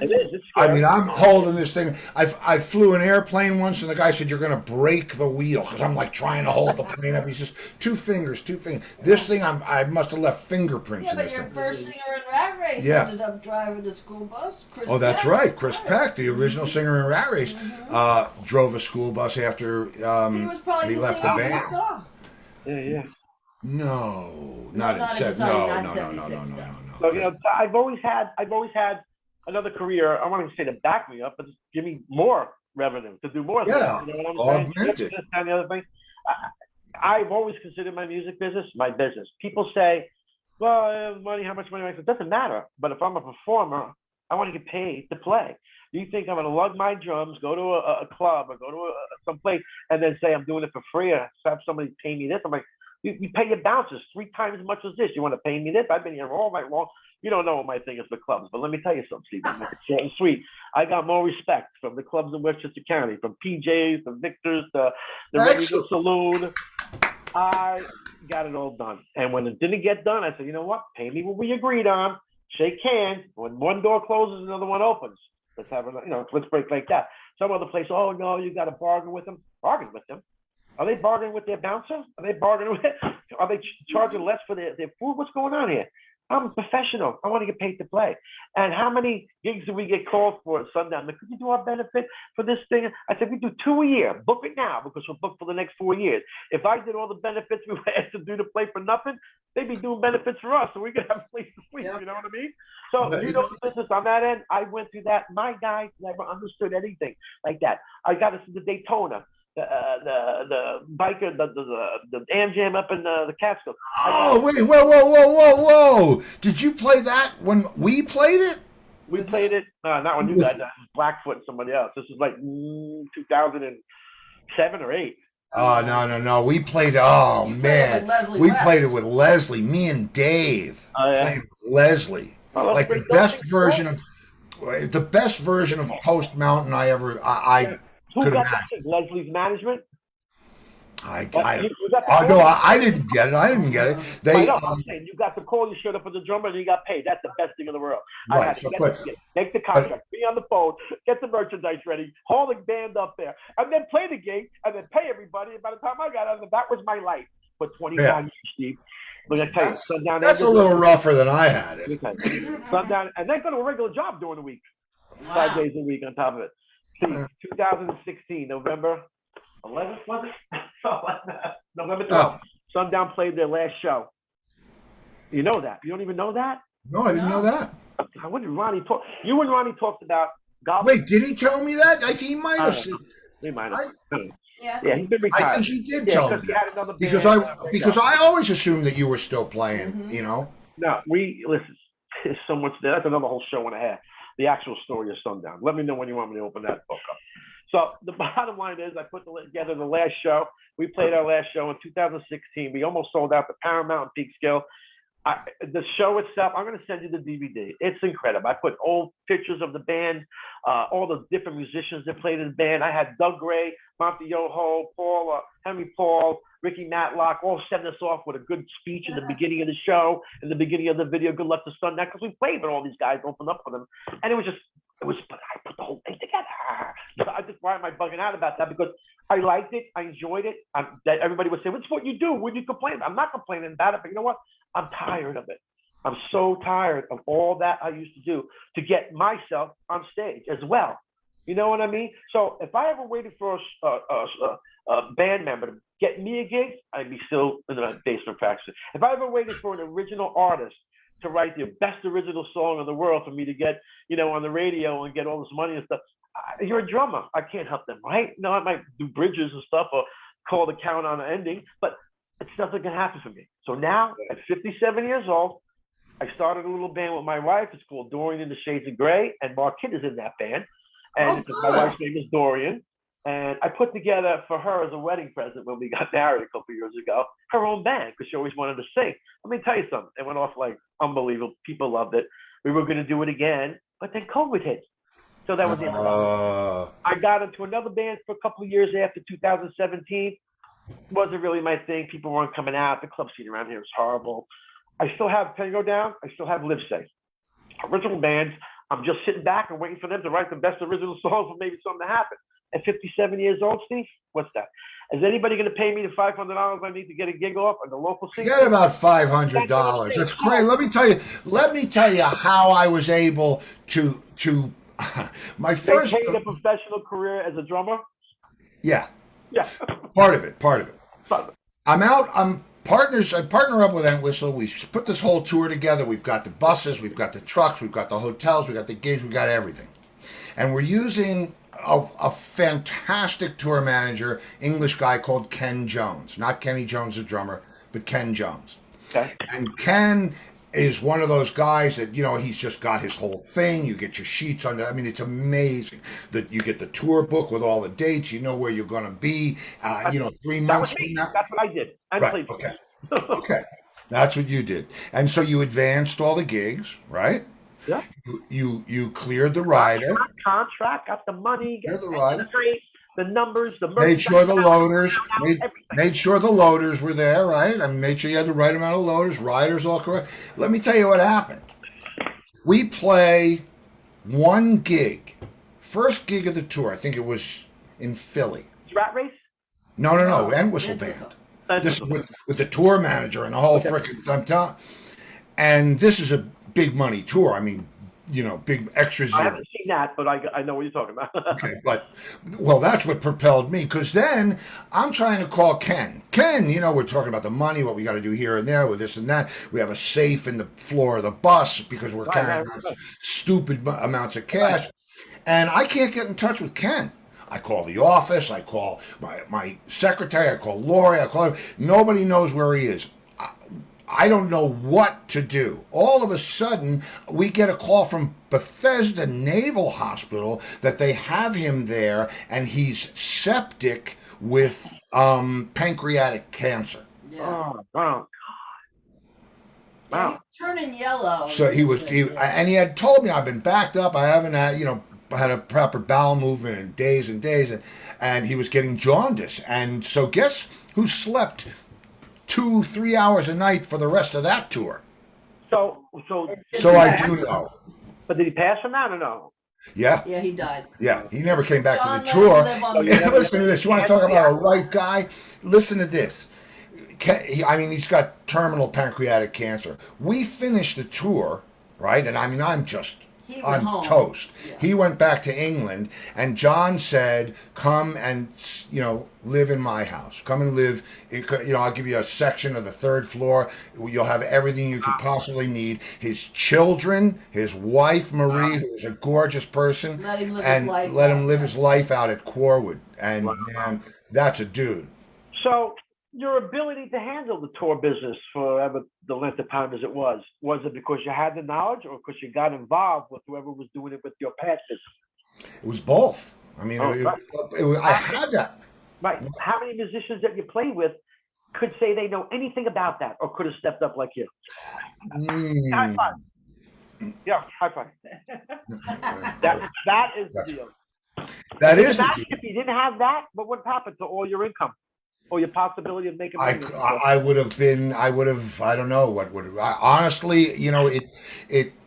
it's weird. Like I said to you before in the beginning of the conversation, I don't know what would have happened if Hempel had, if Skip had introduced us. I don't know what this would be, but I'm going to tell you this. You can mark my words. Everything happens and doesn't happen for a reason. And I'm sure that, the band with Mark, whatever you're doing there, I'm sure that's great, but you're going to come and work with me. I was thinking about asking you that same question tonight. Let me tell you what, I read your instant message, whatever it is, your messenger from the Rat Race thing, where you said, you told Mark this and told me. I would help you and be your stage tour manager, because I knew you guys weren't going to have one, and I wanted to make sure everything was on the up and up. And when I heard about this T-shirt story, I can't even begin to tell you. Oh, you heard the T-shirt story? Dude, I'm the businessman. And can I tell you the funniest part of this T-shirt story? I heard it. So no, you haven't. You haven't. You haven't. Come on. Do you know who I am? All right, go ahead. Tell me the funniest part. Again, you sure you want to say this? Okay. Oh, I know. You're Steve Luongo. Always been. Go ahead. Did you see this T-shirt that they came up with? Yes, I did. I designed it. I know that. Oh, you did know that? Oh, that's. Well, what's the reason why? Listen, for Sundown Merchandise for 20 some odd years, who purchased it, designed it, picked it up, sold it, counted it in, counted out, and just gave those guys a free shirt, and that was good enough for them. Does that make any sense to you? No. Well, no, but because it's not the way my mind works. It's I have left brain and right brain stuff going on. And the thing about the Rat Race shirt was, first of all, let me tell you this, since we're talking about it. I said to those guys, May 1st, right? I said, man, we've got 7 months. We should retool this thing into the biggest theatrical monster that anybody ever saw. We've got all those black and white pictures that Skip took back in the day. We should put out a book, picture book. I said, the logo is iconic. Of course, they, I don't know, whatever. And we need T-shirts, and we need this, and we do a meet and greet, and we'll do da da da da da. And I heard that they thought that I was doing my own merchandise, and they didn't want to put my name. Mugs. Yeah, I was making coffee mugs, and they didn't want to put my name on the T-shirt. Yeah. And so then, when I wait, because you can claim rights to the right, band because the logic was if his name was on the shirt. that if my name was on the shirt, or they used the logo that I designed, that star logo, that I would sue them because I'm so rich and take possession of the band. Now, let me tell you what, a space capsule is not cheap, but I'm not wasting my money suing them over a French fry. And it was, man, I tell you what. Myself, I was too good. I was way too good to all my bands, man. And I know they respect me. They've complimented me. They thanked me. But at the end of the day, it's a shame they didn't work 30 to 40%, a little bit more harder. And the possibility of me being, in Where Are They Now or Behind the Music or something like that, it would have been more beneficiary to my overall career. You know what I mean? Did you ever see Where Are They Now? Are Where They Are? The John Entwistle, Where Are They Now? No. Oh yeah, another time. It's fun, and it's just. Do we get a bathroom break in this thing? Yeah, in fact, we do, because I'll tell you why. If I was just going to say, hey, let me play this other clip. You ready? And then we go out for the. Oh, Here it goes. Yeah, don't worry about it. Just go ahead. Here it goes. Hit it.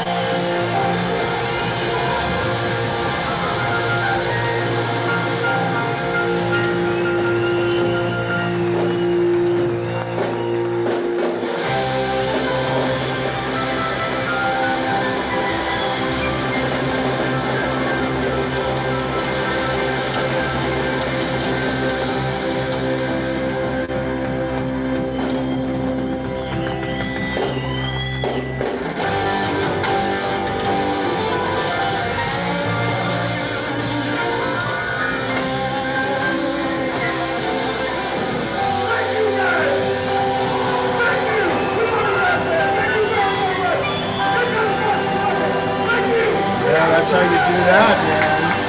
That is exactly how you do that. Well played. Big ending.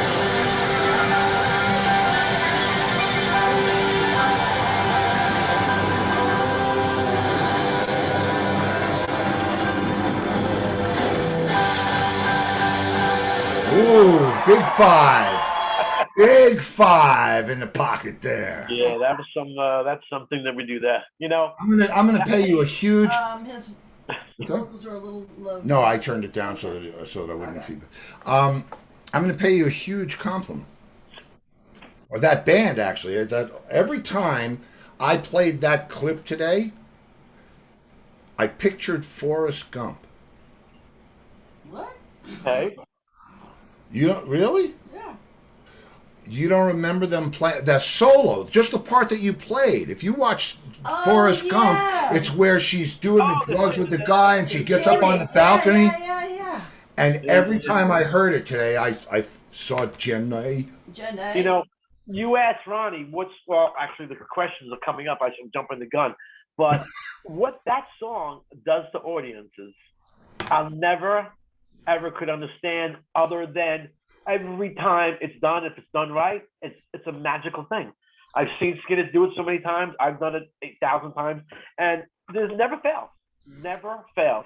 That's funny. Well, yeah, I mean, it's an anthem in its own, I mean, it's like Whip and Post or any of that, although it's way more energy than that. But, Well, listen, what you just said, Whip and Post, right? When Sundown did Whip and Post, I swear to God, I thought I was an Allman Brothers because it was magical. I would feel the groove. We would lock into that song. And then I go see the Allman Brothers for the first time in 2010. And I was playing their music for how many years? And they did Whip and Post, and I was like this. yeah, we do it better than that, right? That's it. I don't know. I'm not dissing them, but I couldn't even stay at an Allman Brothers concert. I saw them once and then went back. I played. I'm not dissing Southern Rock, babe. I'm just saying that they just didn't do it for me live. That's all I'm saying. That was something I wanted to talk to you about that because that's a style. The Matt Apps, Government Mule, and what's his name? Oh God, Derek Trucks. Yeah, not Derek Trucks, but not Derek Trucks. No, the guy, the original Skinner drummer who. Artemis Pyle? Artemis Pyle. It's a whole, it's a genre. And if that's not your bag and that's where you make your success, that's... Have you seen Michael Corleone play Artemis Pyle stuff? I mean, the new drummer for Skinner? No. Well, you know that Michael Corleone is the drummer for Skinner now. Not the actual Michael Corleone, but yeah. No, yeah. not Michael Corleone. It's Michael Corleone. I can't even pronounce Oh, Corleone. Okay. It's something like that. You're Italian. You got to know. So, I mean, he does not what you're saying you think you should do as far as part of the genre and the way that, Artemis played the drums with his gloves on and his hat and everything like that. But he took it to the level of more aggressively exciting. And it works for them. I mean, you have to. You can't just come in behind the other guy and not take it farther. You just can't. So that's what it is. But I got to tell you, man, watching you play, I'm very impressed with the skills. I really am. And let me tell you what, I'm again truly flattered and proud to be, in your library of whatever it is. And the thing that I was saying before I ask you the world-shaking questions, because these answers must be tattooed right here. No, I want to tell you that if Skip had put us together back then, there's no telling what would have happened. But all the time that you're talking about all these things, I'm sitting here and my mind is going 1,000 miles an hour because all I've been doing really with this show is connecting the dots between hundreds of people that I wouldn't have seen, couldn't have seen, hadn't seen, didn't seen, and now all the little things that I learned over all those years, all the little things that you now know about merch and presentation and so on and so forth. You watch what happens, because And you ran the jams at the nightclub. And my publicist, I have a new publicist. I don't know if you saw the show that I do with her. She is fantastic. Yeah. And let me tell you what it's like when you get to do the things that you're good at but you have other people doing the other things that they're good at, that's when it's a team. You want to see shit get done, pal? You come and run with us for a little while. Listen, I'll tell you, that's all I've ever wanted. And I told my wife that. I said, you know, at the end of the day, I sit back at a success. I put on tattoo motorcycle shows. Again, traveled the band all around where I got the gigs. Everything I done, I had a company called, excuse me, FIH Productions, which is the name of the company that I use for business purposes. And I sponsored shows, booked bands at clubs for years, you know. I took my logo and did everything in the paper and did all the business like Torch, you know. And at the end of the day, at the end of the year, I look at the money and I say, yeah, all this work and moderate income, some losses, some, you know, gains. And I'm saying, how much more can I keep doing this? It's not that it's not successful. It's just by myself, it's a lot of work. Well, I'll tell you an interesting thing about it, and then we'll get on to the questions. When I struck up the friendship and made the relationship and the business connection with Entwistle, there was quite a bit of resentment because there was a point where we were all just guys in a band, and now all of a sudden I stepped outside to make this thing happen. And I mean, I could tell you horror stories. I don't want to embarrass myself or anybody else, but it's not easy to step out and take control of something, especially when the guys that you're really trying to help by doing it are making it harder for you.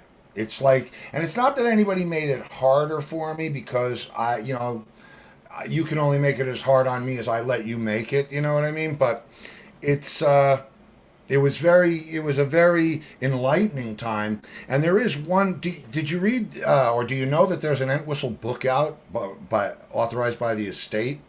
No, I don't know that. I'm tempted to read you something out of it, but because Send me a link to it and I'll check it out. Yeah, There's a lot of after the show stuff I'm going to be looking up as well.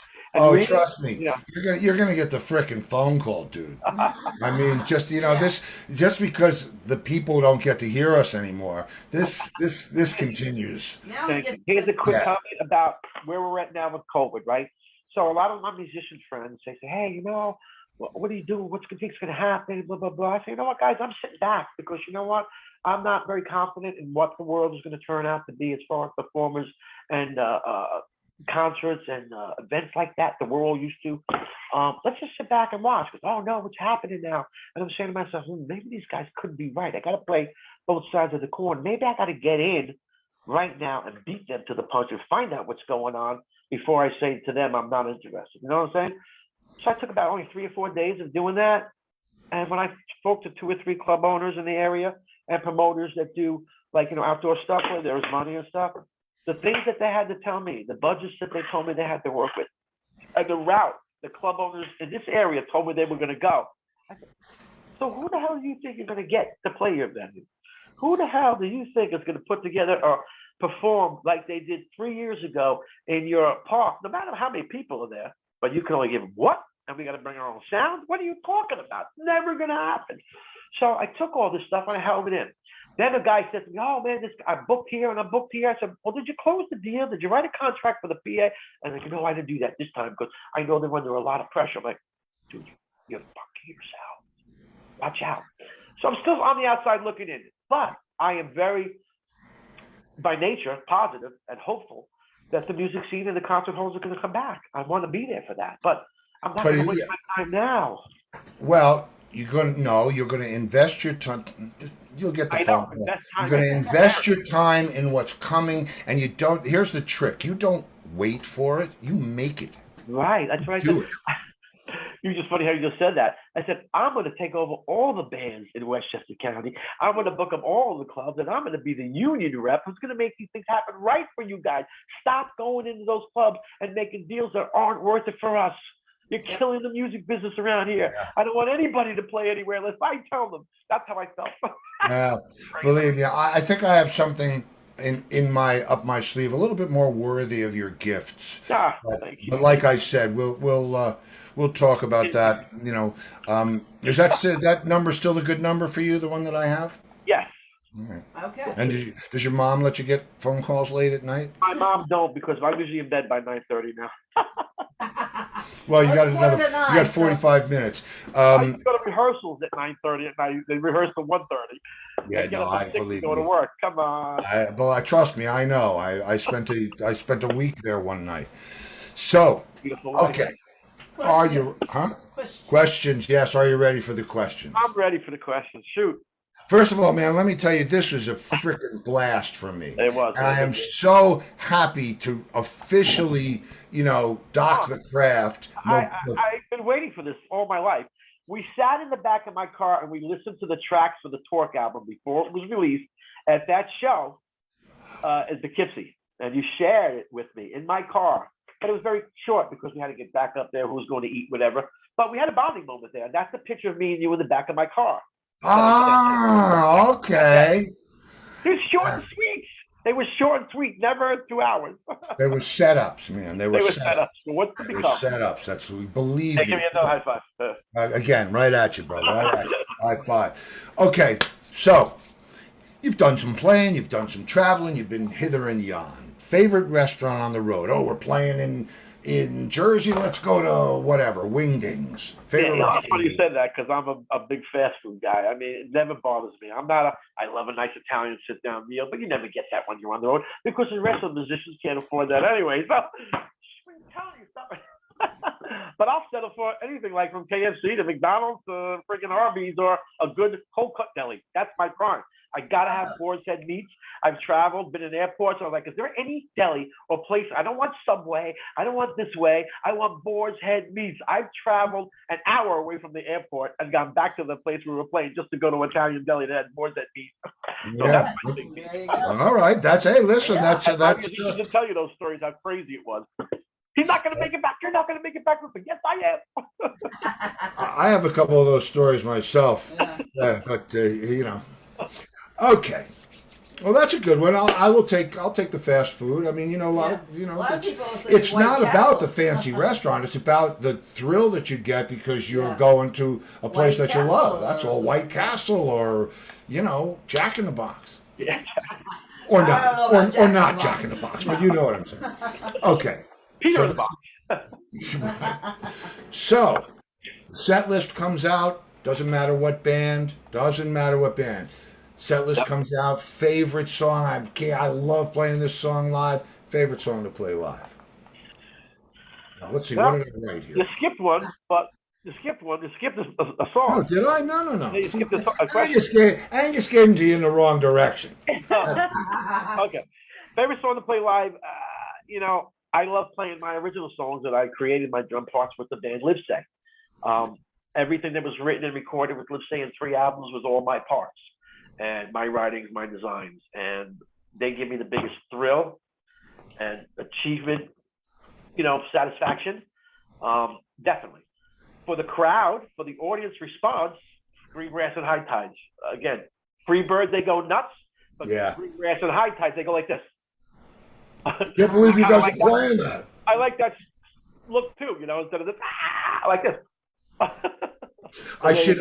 I should throw into the conversation that I had the pleasure of doing a performance with Dickie Betts, where we played Southbound and we played Whip and Post and whatever else, 3 or 4 songs. It was we were using He's not a Southern rock guy, though.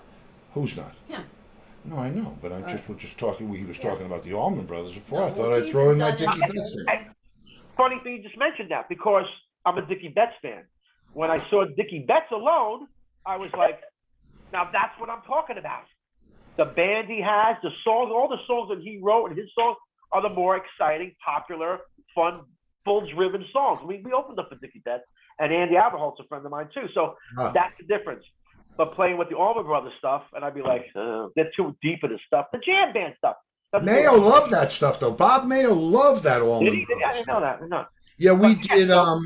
The lighter what is songs, it? the stronger song, the shorter songs that get the punch out there. That's always Dickie Betts. Yeah. Well, he was playing that gold top too. It was really cool. Yeah. Okay, so I'm anxious to now. I have to just stray off the path for a second. What question did you think was coming next? Well, it says here, question number 2 was song you never ever want to play again. That's question number 3, but it's okay. Well, they reversed them somehow. Yeah, it's Angus. It happens. You know. So we're answering that question now? So we're answering yes. The song that you. It doesn't matter what band. It doesn't matter what song. If you never play this song again ever on the. Sweet Melissa. Oh, I get that. Okay. I get that. There you go. I can't even hold the tempo. It makes me fall asleep. Yeah. I can't do it. Wow. The vocals, the words. I can't do it. And here I am, a Southern rock guy, making money doing it, and love all the Southern rock guys that I know from every Paul. Doug Gray is my best friend. I mean, we talk all the time. It's just the rapport is good. But there's just some things that I wouldn't have done in my term as a Southern rock player. That's all. You're going to get a call, I think. I'm just saying. The Outlaws and Marshall Tucker Band, they're my heart. They're my brothers. Okay. Everybody else, Molly Hatchet, dealing with Bobby Ingram, certain guys, he's just a little different in the rapport I have with them. I get it. Okay. That works. Okay, so now, drum's the only instrument that you play? Is that your... I played a little piano in college. Okay. So... Yeah.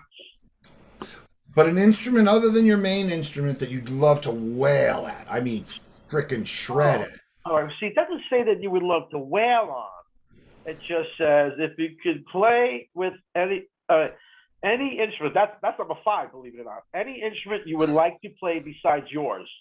Plain and simple. You just gave me a description of like a wail on it. That goes another direction. Well, all right, but I have to assume, knowing you as I do at this point, that whatever you played, you would want to wail on. So. Right. Well, yes, but if I could make money and earn a living, I would want to be a harmonica player. Oh, you're not the first one of those. Somebody said harp. Yep. Yeah. But my reason is it's the easiest thing to carry. It's the most least expensive instrument you could probably buy, and geez, it's a no-brainer. There's only one cheaper. There's only one cheaper. You can buy a 58 for like $80. Instead of 58 microphone, but you got to be able to have the pipes and all that kind of stuff. The wind. It's just so funny. I used to get so mad. The vocals. I'm here. I got my mic. I'm still working an hour before this guy, and then he leaves as soon as the gig is over. And I'm there 3 hours more, and he gets the same pay as me. Go figure. Well, I'm happy to say that never happened to me. And that was another bone of contention when I did the Ant Whistle thing. John wanted me to be with him all the time. He said, I'm only doing this if you're there. I stay in the hotel, you stay in the hotel, I go to there, whatever it is, you're with me. And I didn't design that. I wasn't sorry about it, and I certainly understood it. You don't want to be that coming from someplace else and be immersed into this whatever it was. But I will tell you one thing that John said about Rat Race Choir. He was on the road with us for a couple of days, and he took me and Lori in the back of the bus, and he said, "This is just like The Who." Yep. And he wasn't talking about the music. No, he was talking about everything behind the scenes. Of yes. course. Yeah. Listen, there's not a musician in my life that I can't say that I've had a conversation with about the other thing besides the musical performance and the business. Okay, it's not that it was like that's what we were out there to get or looking for. It just came to us. Right, exactly. Get rid of it. How do you say no? Get out of here. Unless you know your who? What band? The band Rush. Ah, Rush. Mm. They're the only one. Do you know that about them? What they get along? That they never ever partake in like the after stage parties and the girls and the drugs and the things, drinking and all that kind of stuff.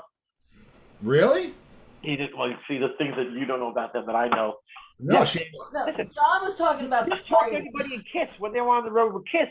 They would go back to the hotel room and Ace Frehley, burning up the hotel rooms, and Paul Stanley and Gene Simmons with girls, and Peter Criss is drinking and partying with the Russian skating team in the other floor.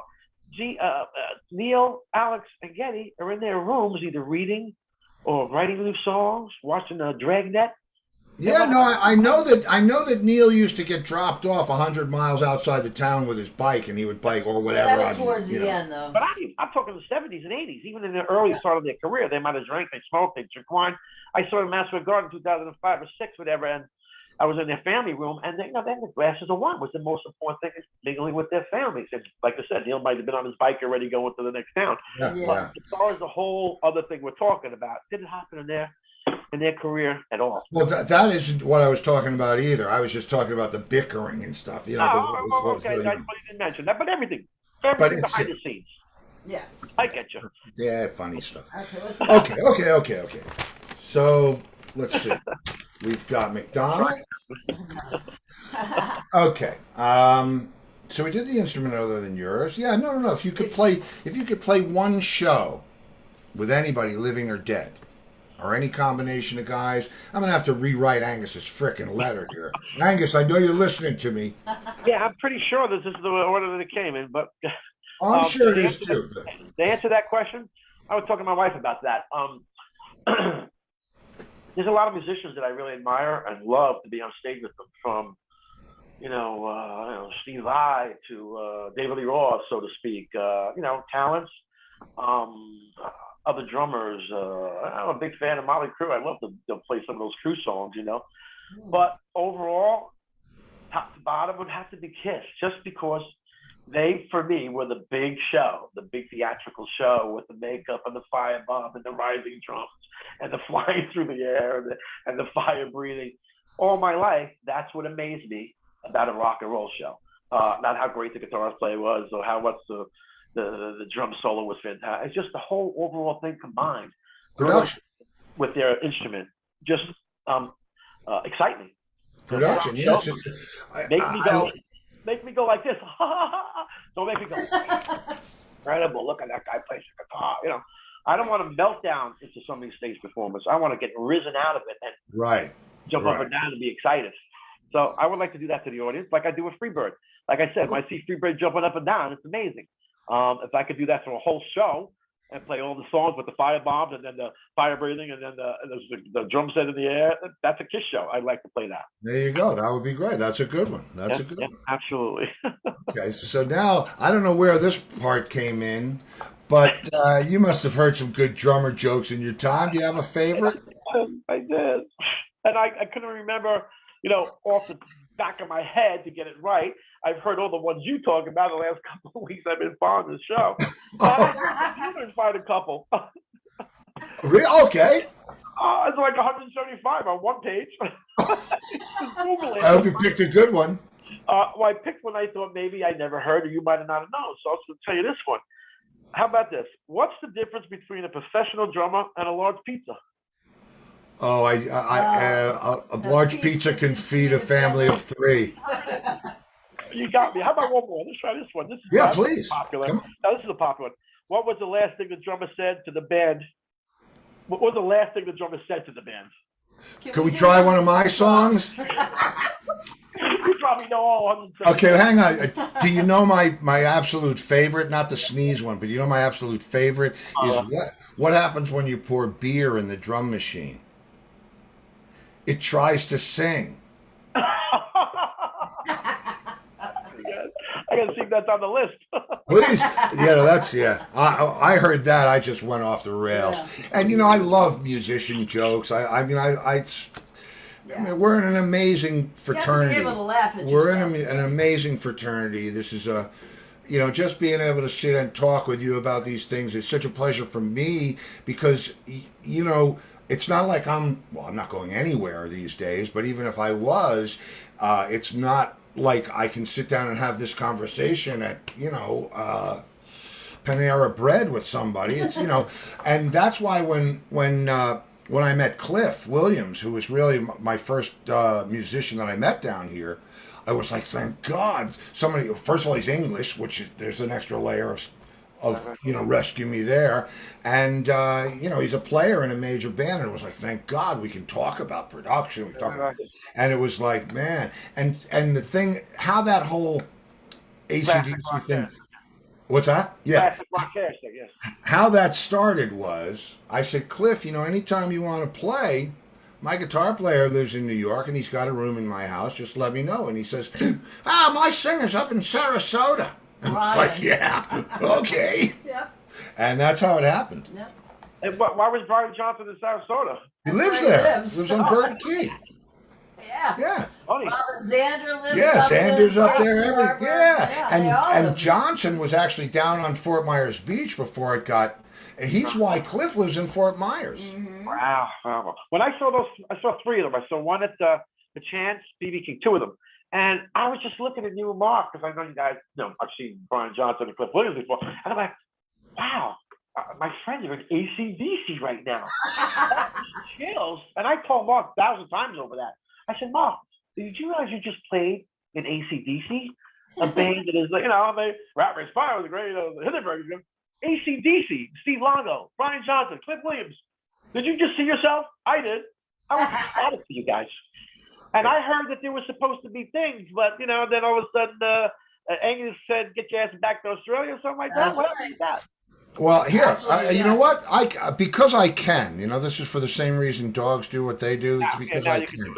Do I have something in here? Do I have? Please let me find something. Oh, please let me find something. I'm sure he's heard it. Oh, goodness.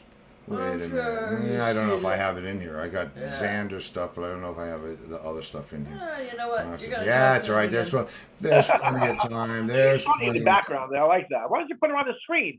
No, I don't want to be on No, the are screen. you kidding me? You couldn't get her on the screen with a gun. I can get my wife on the screen. This is my wife. Want to meet my wife? Yeah, absolutely, but I can't. I'm not looking at the screen. There we go. Hi. How'd you pull that off? How did you pull that off? Look at the hair. And Beautiful.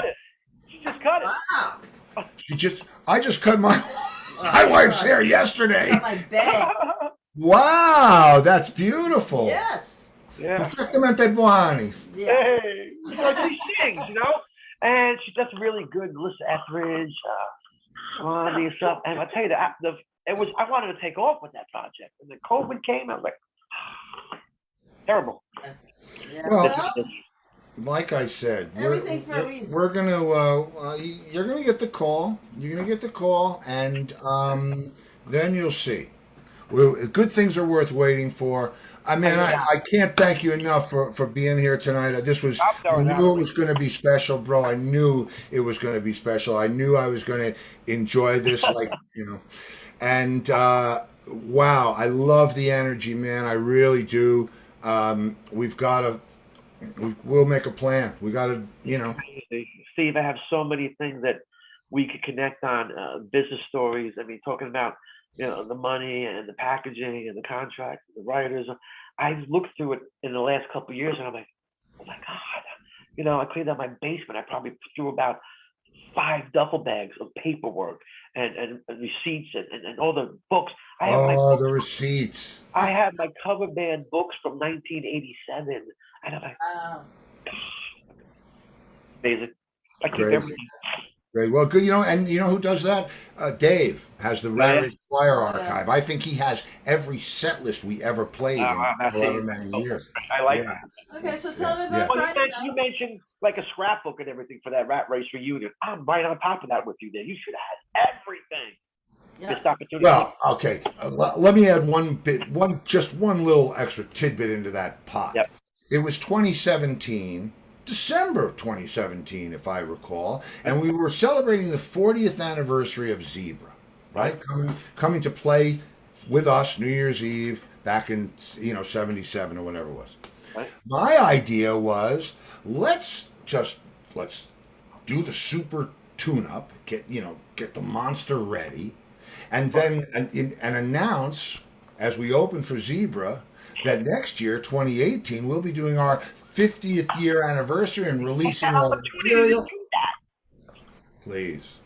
But you know what? Everybody isn't built for that. And you got to respect that. Yeah, I mean. I hear that because you could bring them along as far as you could drag them. That's but right. eventually you just have to cut the rope because they're not the same built as you and me. That's what it is. I'm telling you. Yeah. Well, but listen, you got to breathe deep with that. Let me tell you something. That show I saw both nights. I'll have you know, I was there both nights for your performance. I didn't get to see you. I was hoping to get to see you. I had Josh was supposed to take me back to see you, but he never did. So I just said hello to Mark, and I think I saw Harry a little bit. If I didn't have that night, I wouldn't have been happy because when I saw you guys back then, I was a little kid. I didn't know as much as I knew about music and ability and the connection that you guys still had. the four of you on that stage. Yeah. People, I would go to see Rat Race at Harrison Park. I go there and go like, okay, yeah, not Rat Race, but this ain't Rat Race, you know. And the reality of it was, when I saw you in 2017, I was like, oh, wonderful, so happy. I got to see it, bro. Well, man, I got to see it. I'll tell you something cool. I have, I have a recording studio in my home, and I also have the multi-track tapes from both of those nights. Wow. Excellent. Oh, listen to them again. So there's, I was in there. Go ahead. I gotta keep telling you things about, again, like Felix. I played with Hindenburg for a while. You know, Mark played with Hindenburg, and we did a couple shows together. And I actually got a call from Felix that said, "Hey, you can get us some gigs. That'd be great." I mean, really? You, Zebra, you're calling me? Mark tells me they got a new video out with this new company that's gonna get him all these gigs. You see that video? I didn't see it, no, but well, hey, listen, I can't diss my friends, but how many gigs did you get out of that video? None. That's sad. I would have made a video for you. Guaranteed you got gigs. But that's because you can't. You got to do more than. There's another component to making a video. Someone has to see it. You know, it's just one of those little glitchy things that you have to be aware of. You know, yeah. But oh God! Listen, I'm telling Friday nights free for all. What's Fridays? yes. Now you're a member of the family. You're a member of the family. Thank you, Laura. I appreciate that. And every Friday night is Free for All Friday. You are welcome every Friday, any Friday. You can come in for 5 minutes. You can come in for the whole, whatever you want. You're always, but you're getting the call, bro. So, you know, you're getting the call. A little bit more to it than Friday nights. I dig that. A lot more to it than Friday night. We're working on moving to Florida, like, within 3 years, I'll have you know. Do you know where you want to go down here? Do you have any idea? What's the place they're doing? Palm Springs? Palm Springs? Above Daytona? Palm Springs. East, Palm yeah. Springs. No. No. That's Palm Coast? Palm Coast. Oh, yeah, that's, yeah. That's A over lot of where friends Ronnie in the family is. up that way. Above Daytona. Yeah. That's where Ronnie is, right? Yeah. Oh, yeah, he's a little bit between that with other friends. Lives My over best man, I grew up with, my best man lives in Ovidia, which is about an hour south before Orlando. Oh. In between that. All right. There you go. Listen, I'll tell you what, man. This is where it's at. I'm in Fort Myers, and I love. We're on the West Coast, but it's, you know, there's not as much of a music scene over here, which is why when you find another musician, it's like But down south in Tampa, I thought it was really heavy for music down there. Tampa, yeah, but we're 2 hours south of Tampa. Okay. We're in the nether world, but it's good because you really, you know. That's the tourist, I guess, areas for the. You know, bars and stuff like that, I guess. Yeah, because there's islands and stuff. It's a lot of nature. Yeah. It's beautiful here. I mean, I this is my forever home. I've been as many places as I care to go, and if I'm lucky enough to spend the rest of my days here, I will land the ship and do just that. Good for you. I'm interested. We're talking about it now. We got that 4 or 5 year game plan in what do you call it? In gear. Well, believe me, you have no idea how fast things can happen. And I'm telling you, you are going to love when you get the phone call, bro. Your head's it's going to go like this. Because it's going to be, oh, wait a minute, wait. No, wait. Filing like crazy. Yeah, because she knows. She knows when there's another.